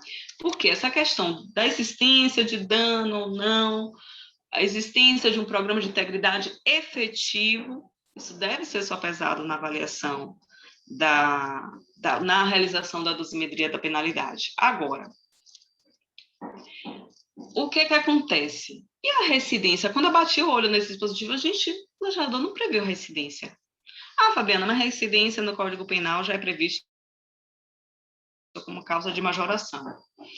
E também suspeita aliviada, porque o artigo 22, parágrafo 2º da LINDB, traz os antecedentes do agente, ou seja, os bons ou maus antecedentes, que a residência seria os maus antecedentes, mas os bons antecedentes também têm que ser sopesados para ser uma causa de diminuição de pena. Agora, quais seriam as consequências da residência? Então, assim, posso dizer que a residência tem que ser um critério de dosimetria, mesmo não estando previsto expressamente na lei.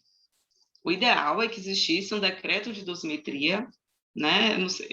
Aí eu apego, né? A gente gosta de defender o que está acostumado. Eu estou acostumada, na realidade, aqui do estado da Bahia, que a gente tem um decreto de dosimetria dizendo que é residência, como é que conta a residência, tal.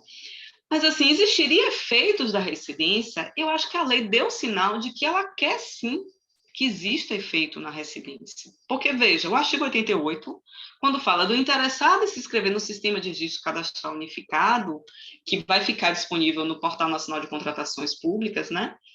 Que é a grande novidade dessa lei, é muito interessante a criação desse portal, diz que nesse cadastro vai estar a menção do desempenho da pessoa jurídica, pessoa física ou jurídica, durante a execução dos seus últimos contratos e o registro de eventuais penalidades aplicadas. Veja que isso também é citado como critério, né, para julgamento de técnica e preço, no artigo 36, parágrafo 3º, e artigo 37, inciso 3. Então, assim, a residência tem sim o seu valor, embora ela não tenha sido expressamente mencionada no artigo 156, tá? E o 161 fala, no parágrafo único, que para aplicação das sanções previstas no inciso 1, 2, 3 e 4 do 156, ou seja, advertência, impedimento, declaração de idoneidade, multa, né? O executivo vai regulamentar como é que vai fazer para somar diversas sanções aplicadas para a mesma empresa derivada de contratos distintos. Isso a gente já previu também lá no estado da Bahia. No nosso decreto de dosimetria, a gente diz que as sanções vão ser somadas. Por quê? O que é que acontece? Se você, e a União já deu o comando, ó, vai ter que ter regulamento disso. Porque o que é que acontece? Vamos imaginar que uma empresa assinou ata de registro de preço para entregar gases, paracetamol, sei lá. E aí ela vai e atrasa, todas as entregas dela foram com atrasos. Mas foram atrasos bem insignificantes, com prejuízo, tal, e vai caber suspensão temporária, que na nossa lei diz que cabe, tá? A gente vai somar esses prazos de suspensão temporária, porque se eu aplicar uma sanção atrás da outra, elas vão se sobrepor, e é como se 4 ilícitos correspondessem apenas a uma forma de sanção. Então, veja que o legislador já deu a pista de que vai tratar desse concurso, né, de sanções. O 156, ele fala que a sanção prevista no inciso 1, ele, no parágrafo 2º, aqui está tratando, gente, desculpa que o alarme tocou aqui, a pena de advertência. Então, qual foi o grande avanço da lei? Ela ter feito previamente essa dosimetria. E a dosimetria já vem nesses parágrafos do artigo 156. O parágrafo 2º fala que, quando é que cabe a advertência? Cabe advertência quando é caso de inexecução parcial, desde que, ela fala, não comportar a sanção mais grave. Quando é que comporta a sanção mais grave? Aí a gente vai ter que ir para o segundo dispositivo do artigo 155, que é quando tem a inexecução parcial com grave dano à administração, porque se a gente olhar o parágrafo seguinte, fala que cabe pena de impedimento quando tem grave dano. Então, por uma interpretação residual, né, fica para advertência aquela inexecução parcial sem grave dano. Agora, minha opinião, para a gente aplicar a advertência, tem que fazer a dosimetria. E eu entendo que a advertência só pode ser aplicada para aquele que tem bons antecedentes.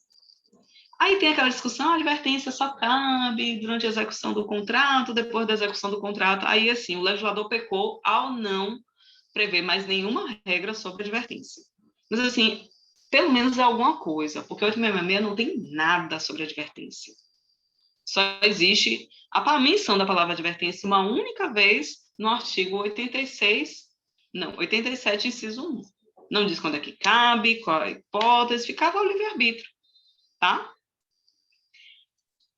E a observação é que, como o artigo 156, parágrafo 7º, diz que a multa pode ser aplicada cumulativamente com qualquer sanção, em tese, a administração pode advertir e aplicar cumulativamente a multa compensatória, tá?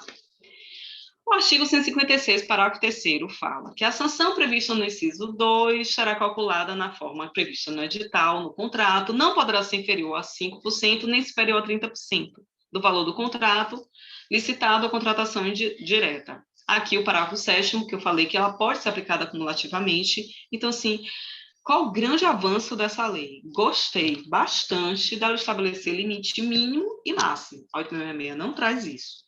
Nem a lei do pregão, nem a lei do RDC, tudo jogava para edital, tá? E aqui o legislador já deu o parâmetro, ó, limite mínimo e máximo. Interessante colocar o limite máximo, 30%. É salgado? É. Mas a gente tem previsão de contratações de grande vulto na nova Lei Geral de Licitação superiores a 200 milhões. Então, logicamente, na elaboração do edital, isso teria que ser só pesado, né? Essa sanção que está prevista no inciso 2, eu penso que é a multa compensatória, porque essa multa compensatória que é aplicada cumulativamente com as outras sanções, com a pena de impedimento, com a pena de declaração de inidoneidade, tá? Agora, eu botei uma observação. Qual seria a multa compensatória cabível de quem subscreveu a ata de registro de preço e não manteve as condições de habilitação? Porque não tem contrato. Veja aquele caso que eu falei para vocês, ou até quando, no momento de, logo após subscrever a ata de registro de preço, a administração nem gerou o contrato, existe apenas uma estimativa do que ela vai adquirir. Será que é justo ter como base de cálculo tudo que a administração previu que ia comprar durante, sei lá, 12 meses? Eu não acho justo. Então, é interessante, quando se tratar de registro de preço, que a gente preveja uma forma diferenciada de multa compensatória, a minha sugestão. O artigo 62 trata da multa moratória, tá? Por quê? Diz que o atraso injustificado ele é bem parecido com aquele antigo artigo 86 da 8666, sujeitará o contratado à multa de mora na forma prevista no edital ou contrato, ou seja, em relação à multa compensatória, teve limite mínimo e máximo, mas em relação à multa moratória, não. Deixou a liberdade para o contrato, o edital e o contrato estabelecer. É ruim, não, porque a gente dá para customizar, né, de acordo com o tipo, o objeto contratual. Não acho ruim. E o que eu achei interessante? Converter a multa moratória em compensatória e, cumulativamente, a gente fazer a extinção unilateral do contrato e aplicar outras sanções. Como é que isso aconteceria? Isso é muito comum no meu dia a dia. Eu recebo denúncias de que a empresa terceirizada, terceirização de mão de obra, né? Serviço de vigilância, serviço de recepção, serviço de manutenção predial, todo mês atrasando os salários, obrigações sociais dos trabalhadores.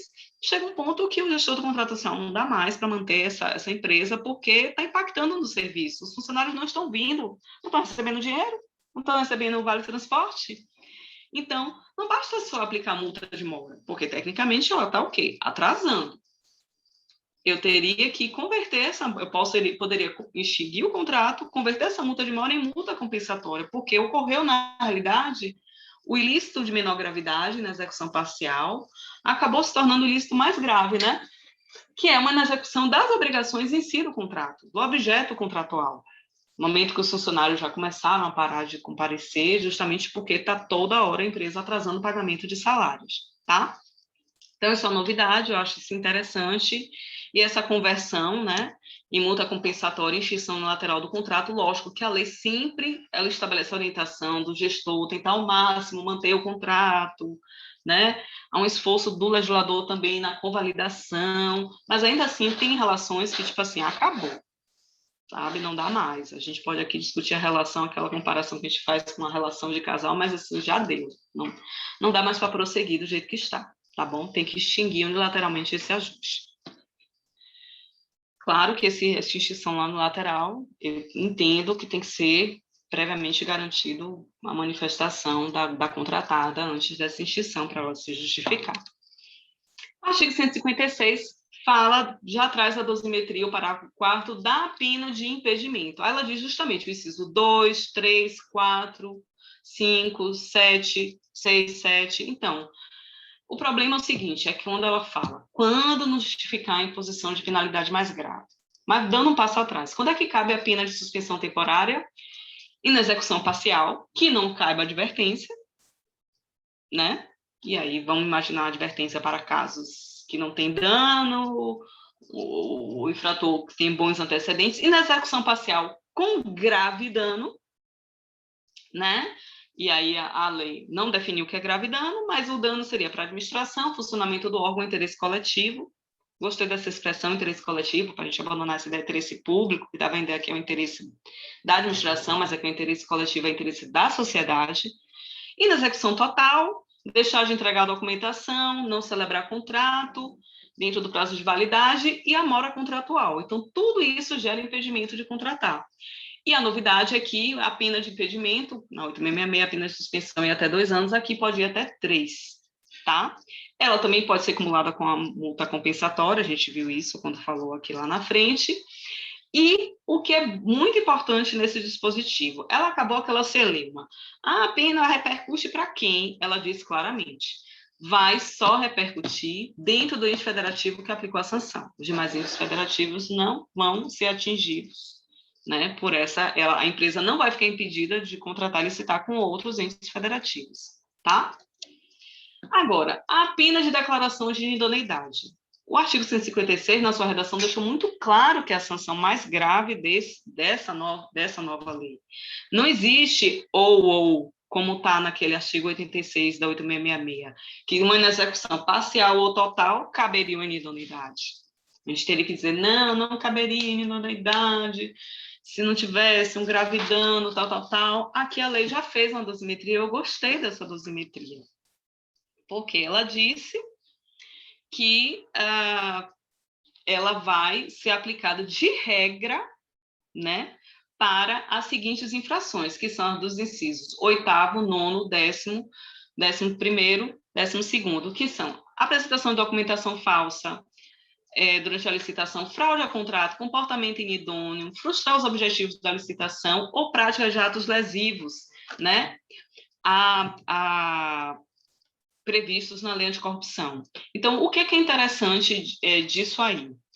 Que aqui ela já disse o que é obrigatório, tá? Ou também, aí ela pecou, terminava aí.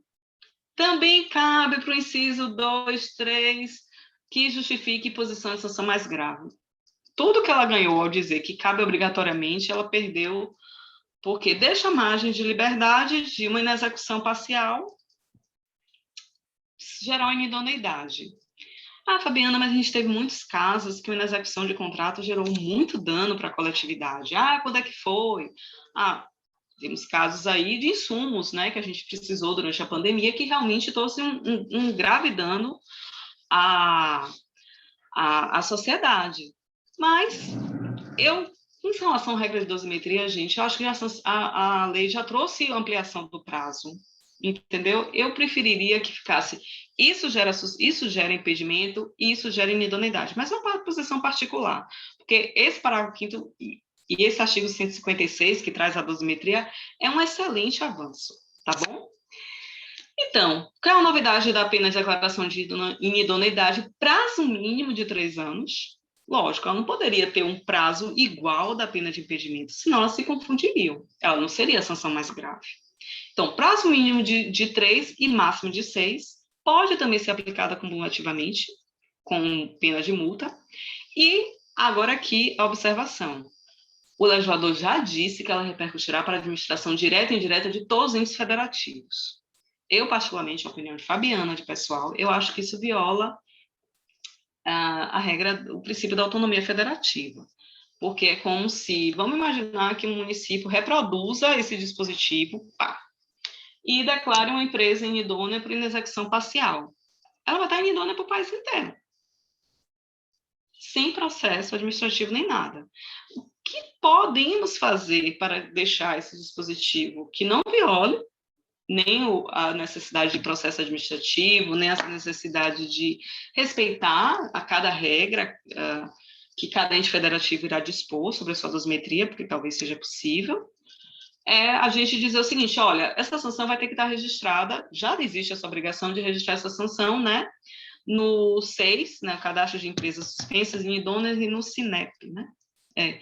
São 2 cadastros que a lei que já existia desde a criação da lei anticorrupção, e cada um também vai estar no portal, cada um vai fazer uso daquela informação ente federativo da forma que quiser.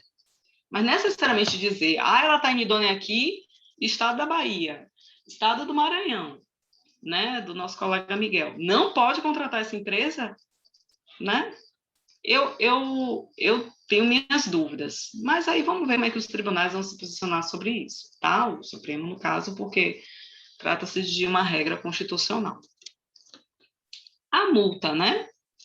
A multa, outras regras que foram trazidas no 156, né?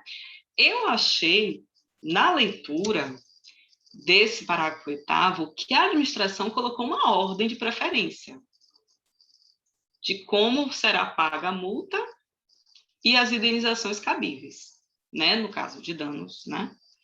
Porque quando ela fala, se forem superiores ao pagamento eventualmente devido, significa que, primeiro, antes de eu ir para a garantia contratual, como é sugerido pela redação da Lei 8.666, eu primeiro vou descontar tanto a multa devida, como eventuais ressarcimentos de danos causados pela infratora, pelos pagamentos que a administração deve a ela. Depois é que, existindo a diferença, eu vou descontar da garantia. E, por último, não existindo a forma como eu cobrar isso, é que eu vou escrever em dívida e cobrar judicialmente, tá? O parágrafo 9º apenas explicitou algo que é óbvio, obrigação de reparação integral do dano causado à administração pública. Eu não vejo qual motivo de ser leuma da previsão desse dispositivo. Por quê? Reparação integral do dano decorre, é uma responsabilidade civil extracontratual. E é um dever genérico imposto a todos de não lesar o direito de outrem, né? Porque as instâncias civil e administrativas são independentes. Jamais a gente poderá dizer que a administração ela pode até, vamos lá, que eu vou tratar isso mais lá na frente, transigir, né? Celebrar acordos com a infratora, mas eu acho que o ressarcimento ao dano erário ela não pode transigir. Isso está tanto na lei anticorrupção, né? E eu acho que esse dispositivo veio reforçar isso, que sempre haverá necessidade de reparação integral do dano. Isso também é reforçado na parte que fala de reabilitação, tá? Então, eu vejo até como o administrador pode até fazer ajustes em relação ao sancionamento, porque é muito mais educativo você fazer um acordo, você estabelecer condições, mas o dano sempre terá que ser ressarcido, tá? O processo de reparação, meu Deus, desculpa, porque a gente tem na Bahia a previsão de um processo de reparação de danos ao erário, tá? Sobre o processo de responsabilização, sancionador, que a lei chamou de processo de responsabilização. Eu não gostei muito do nome, sabe por quê? Porque é o mesmo nome que está na lei anticorrupção.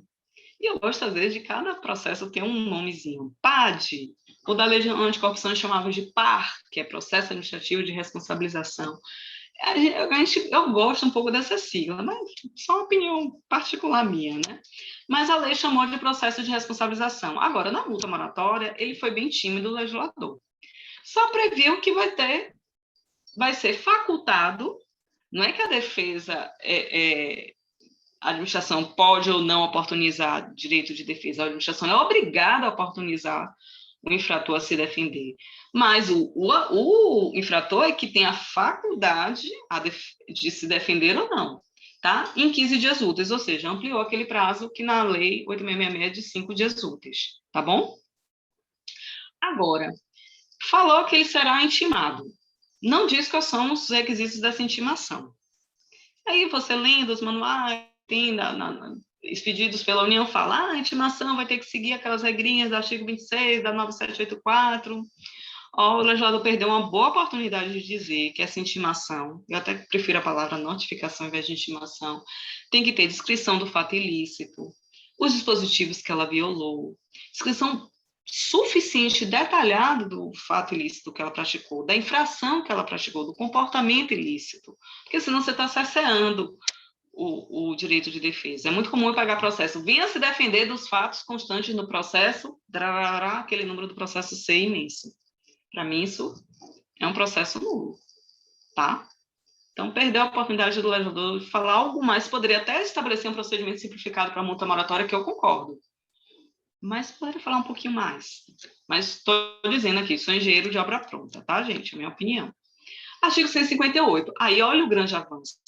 Aquilo que praticamente não existia nada na Lei 8666, que só existia um prazo para a defesa, aqui o legislador teve um esforço a mais para estabelecer minimamente um rito. E diz o seguinte, olha, esse processo vai ser conduzido por uma comissão por 2 servidores, vai ser 15 dias úteis, a contagem de estimação para apresentar a defesa escrita, indicar as provas que pretende produzir. Né? Aqui, sob pena de preclusão, né? Entendo eu. Se não tiver 2 servidores, no mínimo, se o órgão não tiver, né, não tiver servidor estatutário, tem que ser empregado público, do quadro permanente, com pelo menos 3 anos no serviço. Aqui fala de provas que podem ser indeferidas pela comissão, se na defesa escrita apresentada foram solicitadas provas impertinentes, protelatórias e até as provas ilícitas que devem ser indeferidas, tá? E se por acaso for necessária essa instrução processual, era isso que eu sentia falta no 8666, né? Necessariamente, ou seja porque a administração, em busca do princípio da verdade material, foi buscar provas, seja porque o próprio infrator, acusado, chamado para se defender, produziu provas, é necessário ter uma intimação para alegações finais. Porque não pode, sempre a parte tem que ser a última a falar, porque isso decorre do princípio do contraditório, contraditar tudo que foi produzido de prova contra si, tá bom? Então, agora, apesar de ter tido esse avanço, sinto algumas lacunas legais, algumas lacunas na lei, que precisam ser supridas na parte da regulamentação. Não tem dizendo que a autoridade vai nomear a comissão processante. O gestor do contrato, porque tem um ato da CGU, eu acho, ou da AGU, dizendo que é o gestor do contrato que abre o processo. É o gestor do contrato ou a autoridade julgadora? Tá, e vai ter uma portaria? Por que eu falo que vai ter uma portaria? Para dar início ao processo. Por que é importante dessa portaria? Porque a gente vai ver como é que vai interromper a prescrição. Se eu não sei qual foi o ato que cravou o início do processo sancionador.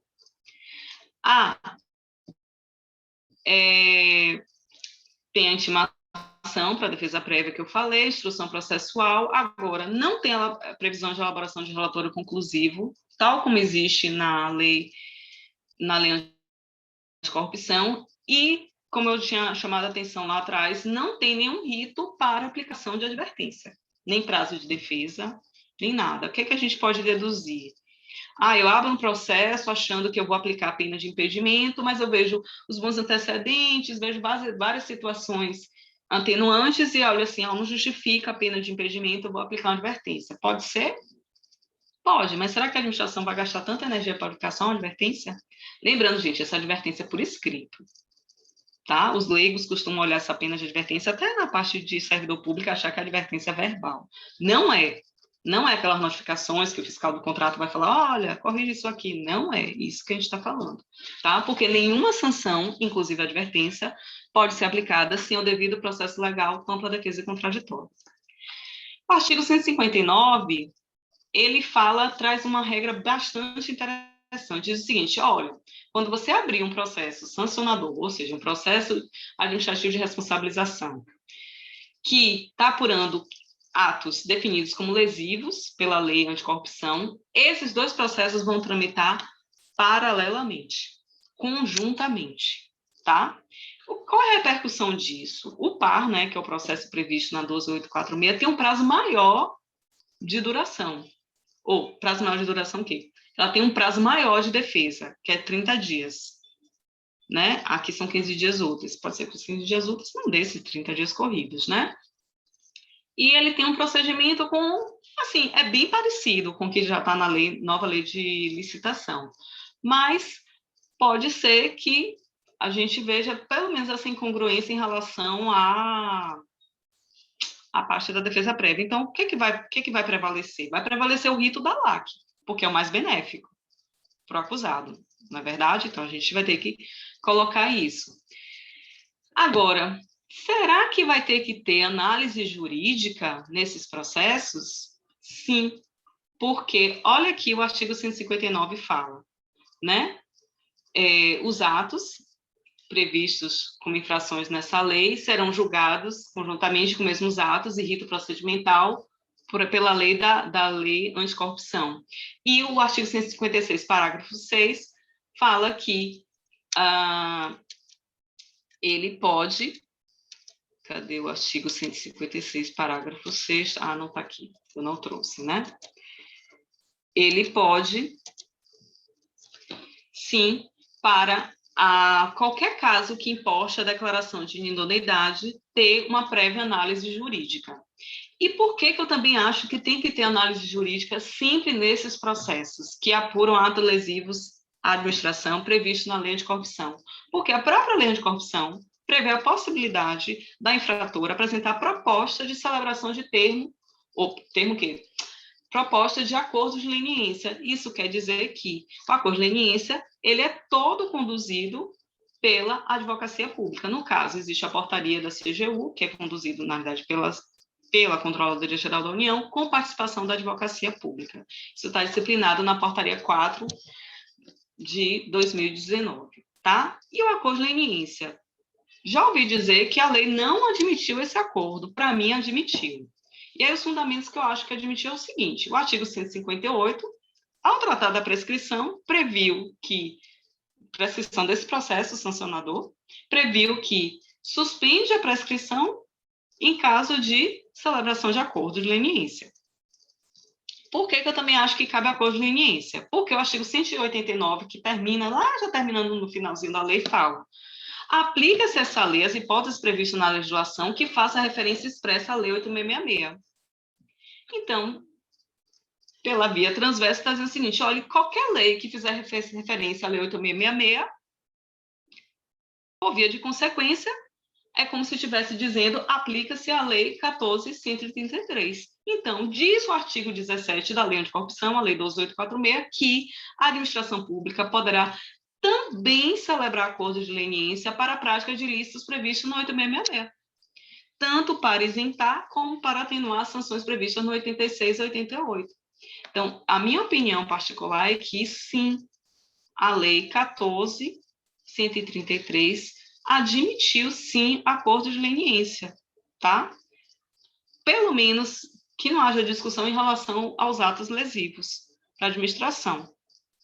Porque quando o legislador, no artigo 17, falou também poderá celebrar acordo, porque na lei anticorrupção tem o artigo 16, que trata todo de acordo de leniência, né, para atos lesivos, previsto naquela norma, e o 17 fala também poderá celebrar para isentar ou atenuar sanções da norma geral de licitação.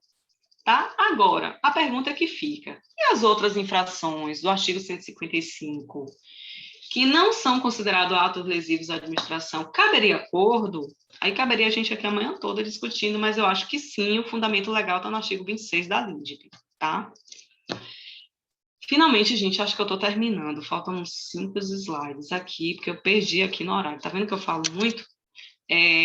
A declaração de idoneidade. Aqui, o artigo 156. Eu estava doida, porque eu tinha registrado esse artigo 156. Está vendo que sempre que comportar pena de declaração de idoneidade, a aplicação dessa sanção será precedida de análise jurídica. E, para mim, essa análise jurídica, gente, é da advocacia pública, tá? E o que é interessante desse dispositivo é que ele estabelece de quem é a competência para aplicar a pena de declaração de idoneidade. Ao invés dele dizer que cabe delegação, ele já disse: no âmbito do Poder Executivo são ministros de Estado e secretários de Estado ou autoridade máxima da autarquia ou fundação, tá? Eu acho aqui que a atuação obrigatória do advogado público, que a gente não se socorra necessariamente à Constituição, mas, assim, aqui o dispositivo deixou claro que você não pode, administrador, aplicar essa sanção se ouvir a advocacia pública. A competência para aplicar a pena de advertência, multa e impedimento. Aí a gente vai ter que interpretar assim, de forma residual. Ora, se o legislador previu quem aplica a inidoneidade, e o artigo 166 previu os recursos, e veja que o recurso contra a advertência, multa e impedimento, ele tem uma dupla jurisdição, ou seja, ele é apresentado perante a autoridade que aplicou a sanção, mas se ela não reconsiderar a sua decisão, o ato punitivo, ela sobra com a autoridade superior, significa que quem vai aplicar a pena de advertência, multa e impedimento é uma autoridade hierarquicamente inferior ao secretário de Estado, o ministro, tá?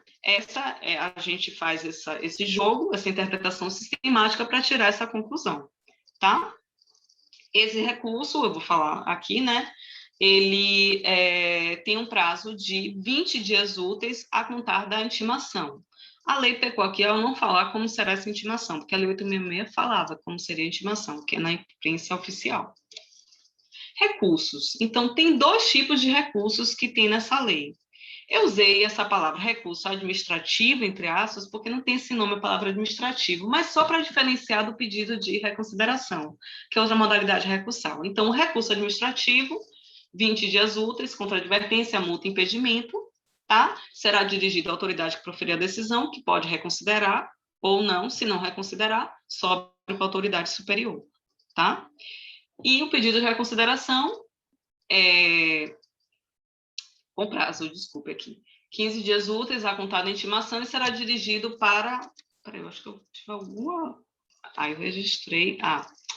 O prazo, gente, desculpa, do recurso é 15 dias úteis, 20 dias úteis é o prazo de decidir. Agora, qual é a novidade desse dispositivo que fala de recurso? O efeito suspensivo.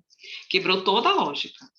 Desde sempre, qualquer recurso, tirando aqueles recursos que ocorrem durante a licitação, porque, lógico, a licitação, se bem que tem, essa lei trouxe uma regrinha diferente sobre o efeito suspensivo de recurso também nessa fase licitatória, mas de regras, leis anteriores, Lei 8666, a RDC, Lei do Pregão, o recurso contra as sanções sempre teve efeito devolutivo. Essa lei não, falou que teve efeito suspensivo. Estabeleceu prazo de 20 dias úteis, prazo impróprio para a autoridade decidir. Eu acho que isso não foi bom para a administração, tá? Porque muita empresa agora vai ficar realmente estimulada a recorrer só para protelar a vigência daquela sanção. E a administração não vai ter, às vezes, braço para estar julgando com celeridade aquele recurso, tá bom? Eu, sinceramente, não gostei, preferia que ficasse aquela regra que está na lei 784, né, que de regra é devolutivo, mas pode, excepcionalmente, a autoridade conferir esse efeito suspensivo, em razão de interesse público, blá, blá, blá, entendeu? Mas não gostei. Reabilitação. A reabilitação não necessariamente é um recurso. Seria uma forma de você conseguir apagar aquelas restrições que você sofreu, mas pressupõe que você cumpriu uma parte daquela sanção, ou seja, você não está querendo rever aquele ato punitivo, que é a função do recurso, que a autoridade reveja, não puna você, ou abrange aquela sanção. A reabilitação que pressupõe que você cumpriu parte da sanção e que agora quer voltar a ser considerado apto a voltar a licitar. E a lei foi muito sábia ao estabelecer requisitos cumulativos. Olha a reparação integral do dano que eu falei lá atrás, o pagamento da multa, o transcurso mínimo de 1 ano para a pena de impedimento ou de 3 anos para o caso de declaração de idoneidade, o cumprimento de outros requisitos estabelecidos no ato punitivo para a reabilitação. Então, muito importante a advocacia pública, na hora de assessorar a autoridade julgadora, de, se o caso for muito grave, estabelecer outras condições que você acha necessárias para aquela empresa ser reabilitada, né? E o parágrafo único também foi muito interessante, ao estabelecer que você vai ter que provar que implantou um programa de integridade ou que aperfeiçoou um programa que você já tinha. Por que isso? Porque o que a administração quer é que não haja uma reincidência. Eu quero educar aquele infrator, tá? Porque o programa de integridade serve justamente para você estabelecer códigos de conduta interna, auditorias, controles, justamente para que essas infrações não sejam praticadas por prepostos da empresa, tá? Agora, será que essa reabilitação foi mais favorável ao infrator? Vamos imaginar, se o infrator foi punido com 2 anos da pena de impedimento, ele, a partir de 1 ano, ele já pode pedir a reabilitação. Mas se por acaso ele foi punido com 6 meses de impedimento, porque lembra que a lei falou até 3 anos? Então, ele não vai pedir reabilitação. Ou seja, tem uma coisa aí que não está ligando as pontas, entendeu? Mas eu acho que a reabilitação, a forma como foi disciplinada, foi positiva. A prescrição, muito importante ter sido prevista a prescrição desse processo sancionador, né, de responsabilização, porque era um malabarismo jurídico defender que era 5 anos a prescrição desse processo. E aí, por isso que eu falo, teria que começar esse processo por uma portaria, porque como é que você sabe que a prescrição interrompe? Agora, voltando aqui, rebominando a fita, né? A prescrição, ela começa da ciência da infração pela administração, e o dispositivo fala quando ela será interrompida, que é quando é a instauração. Então, teria que ter um ato público terminando a instauração, tá? Para que o licitante ou o contratado tomasse conhecimento dessa instauração, ou é uma notificação, ele vai ser notificado. A prescrição vai ter seu prazo suspenso com a celebração do acordo de leniência. E veja, esse dispositivo aqui não fala que o acordo de leniência só quando celebrado de acordo pela prática de atos lesivos. Pode até se defender que a acordo de leniência foi previsto para qualquer ilícito. Porque é o próprio artigo 17 da LAC não estabeleceu qual é o ilícito que cabe acordo de leniência. E também a prescrição não corre se tiver uma decisão judicial impedindo a administração de concluir a apuração. Você vê que a própria lei anticorrupção já trazia também regras de prescrição, trouxe uma coisinha a mais quando fala falta permanente, infração permanente ou continuada, tá?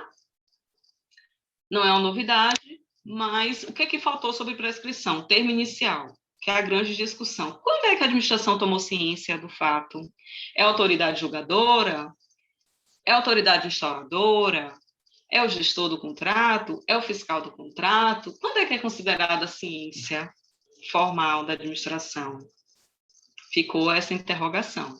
Outra coisa que aí foi uma falha grave da lei. Não previu a retomada do contágio do prazo prescricional. Gente, saiu uma súmula há 2 anos atrás, 3 anos atrás, uma 635 da STJ, que é referente à área disciplinar, justamente porque, tal como previsto no 8.112, a instauração do PAD interrompe a prescrição. E aí, voltava a correr quando? Falava, volta a correr da autoridade competente. Essa lei não estabeleceu o prazo de duração desse processo. Pode um decreto estabelecer o prazo de duração? Pode, mas poderia estar na lei, né? Então, assim, a lei perdeu a oportunidade de prever a prescrição intercorrente. Porque o que a gente tem de prescrição intercorrente, que eu saiba, na legislação federal, é processo sanitário. Eu preferiria que ficasse nessa lei. Tá? Poderíamos aplicar analogicamente a súmula 635 da STJ, que fala de prescrição intercorrente de processo disciplinar, e fala da ciência pela autoridade instauradora do fato, né? A ciência da infração pela autoridade instauradora. Não sei como é que os tribunais vão falar sobre isso, né? O Tribunal de Contas. Mas, assim, não pensem que é impossível, não, porque já tiveram casos, assim, na Bahia de prescrição do processo. Por último, acho que eu estou terminando. Estou terminando já, agora é para valer, viu, gente? Desconsideração da personalidade jurídica, achei bastante positivo, está constando nessa lei a positivação, porque essa teoria já é admitida no nosso ordenamento jurídico, outros diplomas, o Código de Processo Civil, e a diferença que tem nessa lei do que já existia na LAC, na lei anticorrupção, é que ela estende todos os efeitos das sanções aplicadas à pessoa jurídica, serão estendidos a seus administradores e sócios com poderes de administração, a pessoa jurídica sucessora ou a empresa do mesmo ramo e coligação ou controle de fato ou de direito com sancionado. É o que a doutrina chama de desconsideração da personalidade jurídica indireta. Que é o seguinte, você usa aquele exemplo que eu dei lá na frente, a empresa é punida, a empresa ABC é punida. Mas eu quero continuar licitando. Aí ela cria, os sócios criam uma outra empresa para burlar aquela sanção. O que é que eu faço? Um processo administrativo de desconsideração da personalidade jurídica, com garantia de ampla defesa e contraditório, tá? Para atingir o quê? Aquela pessoa jurídica que tem relação, coligação ou controle de fato ou de direito com aquela que foi sancionada. Então, a desconsideração da personalidade jurídica não é um ato arbitrário. Veja que o legislador, tanto na nova Lei Geral de Licitação como na LAC, estabeleceu assegurado, contraditório, ampla defesa e obrigatoriedade de análise jurídica prévia, outra novidade da desconsideração da personalidade jurídica. Ou seja, não vai ser feito ao arbítrio do administrador. A advocacia pública tem uma participação fundamental nisso, tá? E é um precedente antigo, inclusive, da Bahia, que o STJ admitiu, eu tenho isso registrado, porque foi um precedente nosso, de que, olha, você quer desconsiderar a personalidade jurídica para atingir uma outra empresa que foi criada ou criada durante a apuração, ou, enfim, só para burlar essa sanção, você tem que abrir um processo da defesa à empresa de que ela está sendo criada para fraudar a lei, ela foi criada ou ela está sendo utilizada para fraudar a lei, e você estende a sanção que foi aplicada para aquela empresa, a primeira, a ABC, para essa nova empresa aqui, tá? Então, gostei muito da previsão da desconsideração da personalidade jurídica. E aí, gente, eu juro que eu estourei todos os tempos possíveis, peço perdão e agradeço a todos que tiveram a paciência e a atenção. Tem aqui os avanços, as críticas e as minhas considerações finais, tá? Os avanços que eu achei que foi a melhor tipificação das infrações, a despeito de expressões genéricas como se não importar a infração mais grave, porque foram feitas tipificações, foi feita dosimetria, isso cabe Isso cabe advertência, isso cabe impedimento, isso cabe de regra em idoneidade. Então, achei interessante, achei muito importante prever prescrição, tá? Achei importantíssimo dar um valor ao programa de integridade, tanto para a dosimetria como reabilitação, a reparação integral do dano. Agora, minhas críticas. Aquilo que eu falei bastante, acho que eu gastei muito tempo nisso, limitou o sujeito ativo da infração a só falar em licitante contratado. Não gostei. Tem uma lacuna sobre o rito para aplicar advertência. Não previu expressamente acordos no processo de responsabilização. Gente, a LINDB já dá essa orientação. Poderia estar aqui. Mas a gente pode socorrer a LINDB, mas sempre vai existir essa discussão jurídica. Quais são os requisitos para esse acordo? Porque acordo, gente, tem que ter requisito. O acordenista tem requisitos. Tem contraprestação da parte. Não é da cabecinha, eu vou fazer o acordo, eu vou aqui criar os requisitos para quem tem direito ao acordo e quem não vai ter direito ao acordo, tá? Não previu a prescrição intercorrente, não previu o prazo de duração desse processo, né? E outra coisa que eu senti falta, não previu medida cautelatória para outras infrações que não sejam praticadas no contrato, porque tem a previsão de medida cautelatória, genericamente, acho que no artigo 104 da lei, a gente pode se socorrer àquela previsão genérica da 9784, Poder Geral de Cautela da Administração, mas eu senti falta de medidas acautelatórias previstas nessa lei, e isso é muito importante para garantir o resultado útil do processo administrativo. A gente faz isso muito aqui na Bahia, usa muitas medidas cautelares, faz muitas medidas cautelares, tá? Impostas pela administração, não é aquela medida cautelar do Tribunal de Contas, não. E a consideração final que eu tenho, gente, é que me deixou muito grata o destaque que foi dado nessa lei, a atuação dos órgãos jurídicos, né? E, né, especialmente nessa parte de responsabilização, né? Na previsão de atuação obrigatória nos processos de idoneidade, na análise dos recursos, a autoridade julgadora só pode analisar o recurso ou tendo assessoramento jurídico, né? Apreciação do cumprimento dos requisitos de reabilitação, enfim. Poderia falar mais da advocacia pública nessa parte? Poderia, mas já foi um bom destaque. E também a participação da advocacia pública, tanto no acordo de leniência como na avaliação do programa de integridade. Gente, perdão por ter estourado o horário. Muito obrigada. Fico aqui para quem quiser tirar alguma dúvida, ou se eu estourei muito o horário, vocês podem encaminhar, né, um e-mail para meu e-mail pessoal, fabianaf.barreto, 2Rs, 2Ts, @hotmail.com. E agradeço mais uma vez por essa oportunidade de estar compartilhando, acho que mais minhas angústias também, né? Minha visão particular de uma operadora que vive esses processos administrativos, né? E me deparo com situações inusitadas. Contem comigo por qualquer colaboração que vocês precisarem, tá? E fica aí aberto para vocês se manifestarem se quiserem encerrar o encontro.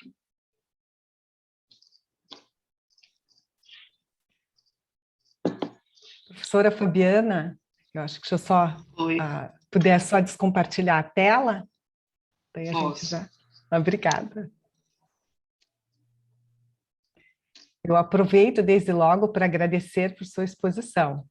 Excelente, completa, demonstra a sua experiência. Eu ia dizer, nós vemos quanto você é empolgada com o tema também e as reflexões importantes que você fez sobre a lei.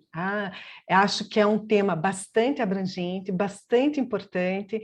A PGE Bahia tem um histórico, eu diria, não só de legislação, mas de atuação em relação a contratações, licitação, a regulamentação também, né, de aplicações de penalidades, que é muito valiosa para todos nós. Até não sei se, a senhora sabe, mas a nossa lei, por exemplo, de licitações atual do Estado do Paraná é realmente fruto, né, de inspiração. Eu conheço essa lei. Exato. Legislação, eu gosto bastante.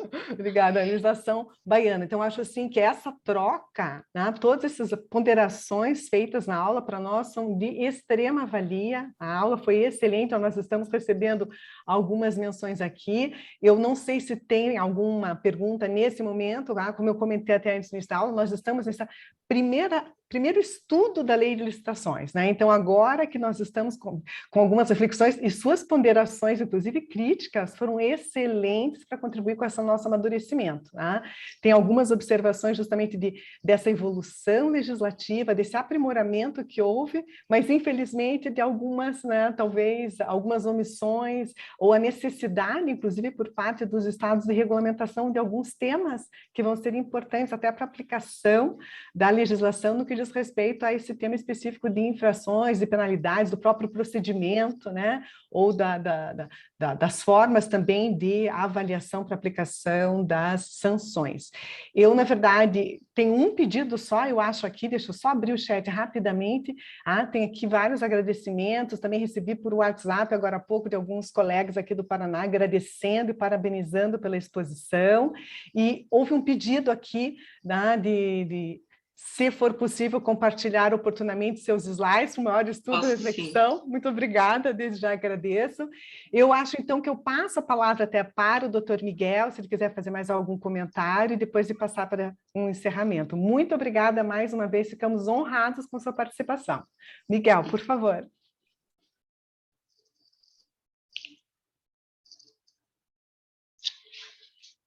Você está sem som, Miguel. Obrigado, Leila. Obrigado, professora Fabiana. O momento é de gratidão. A gente teve uma maratona desde agosto em todas essas aulas, né? E essa nova lei de licitações é como se fosse um vento, né? Aquele vento forte que chega e agora o que vai acontecer. E eu acho que o caminho certo foi esse. A gente deu as mãos, as várias procuradorias, os vários procuradores aqui presentes colaboraram. Eu acho que esse é o caminho, né, Leila? Para o futuro é dar as mãos que a gente vai conseguir pegar esse vento. Eu queria encerrar e domar e, inclusive, tentar superar esse vento forte que muitas vezes chega nas procuradorias, a gente fica, e agora o que vai acontecer? Eu acho que a gente está de parabéns. Quero agradecer todos os professores que tiveram por aqui, todos os alunos também, nossos colegas que compartilharam os conhecimentos, e terminar com o Manuel Bandeira, já que eu falava de vento, né? Esse vento, essa lei que chega e vem como um vento forte, esse poeminho, um trechinho, só para agradecer mesmo vocês, como se fosse um mimo presente de fim de curso. E ele diz, vento só subindo no alto da árvore, que a gente pega ele pelo rabo. É isso, né? A gente estava aqui com essas árvores frondosas de muito conhecimento, e assim a gente conseguiu pegar um pouquinho esse vento, e vamos em frente. Ótimo Natal a todos e feliz 2022. Tchau, tchau. Obrigada, gente. Ótimo Natal para todos. Obrigada pela atenção e eu me comprometo a compartilhar os slides, tá? Nós que agradecemos. Um abraço a todos. Obrigada pelo convite. Obrigada. Tchau, tchau para todos. Tchau, tchau. Tchau.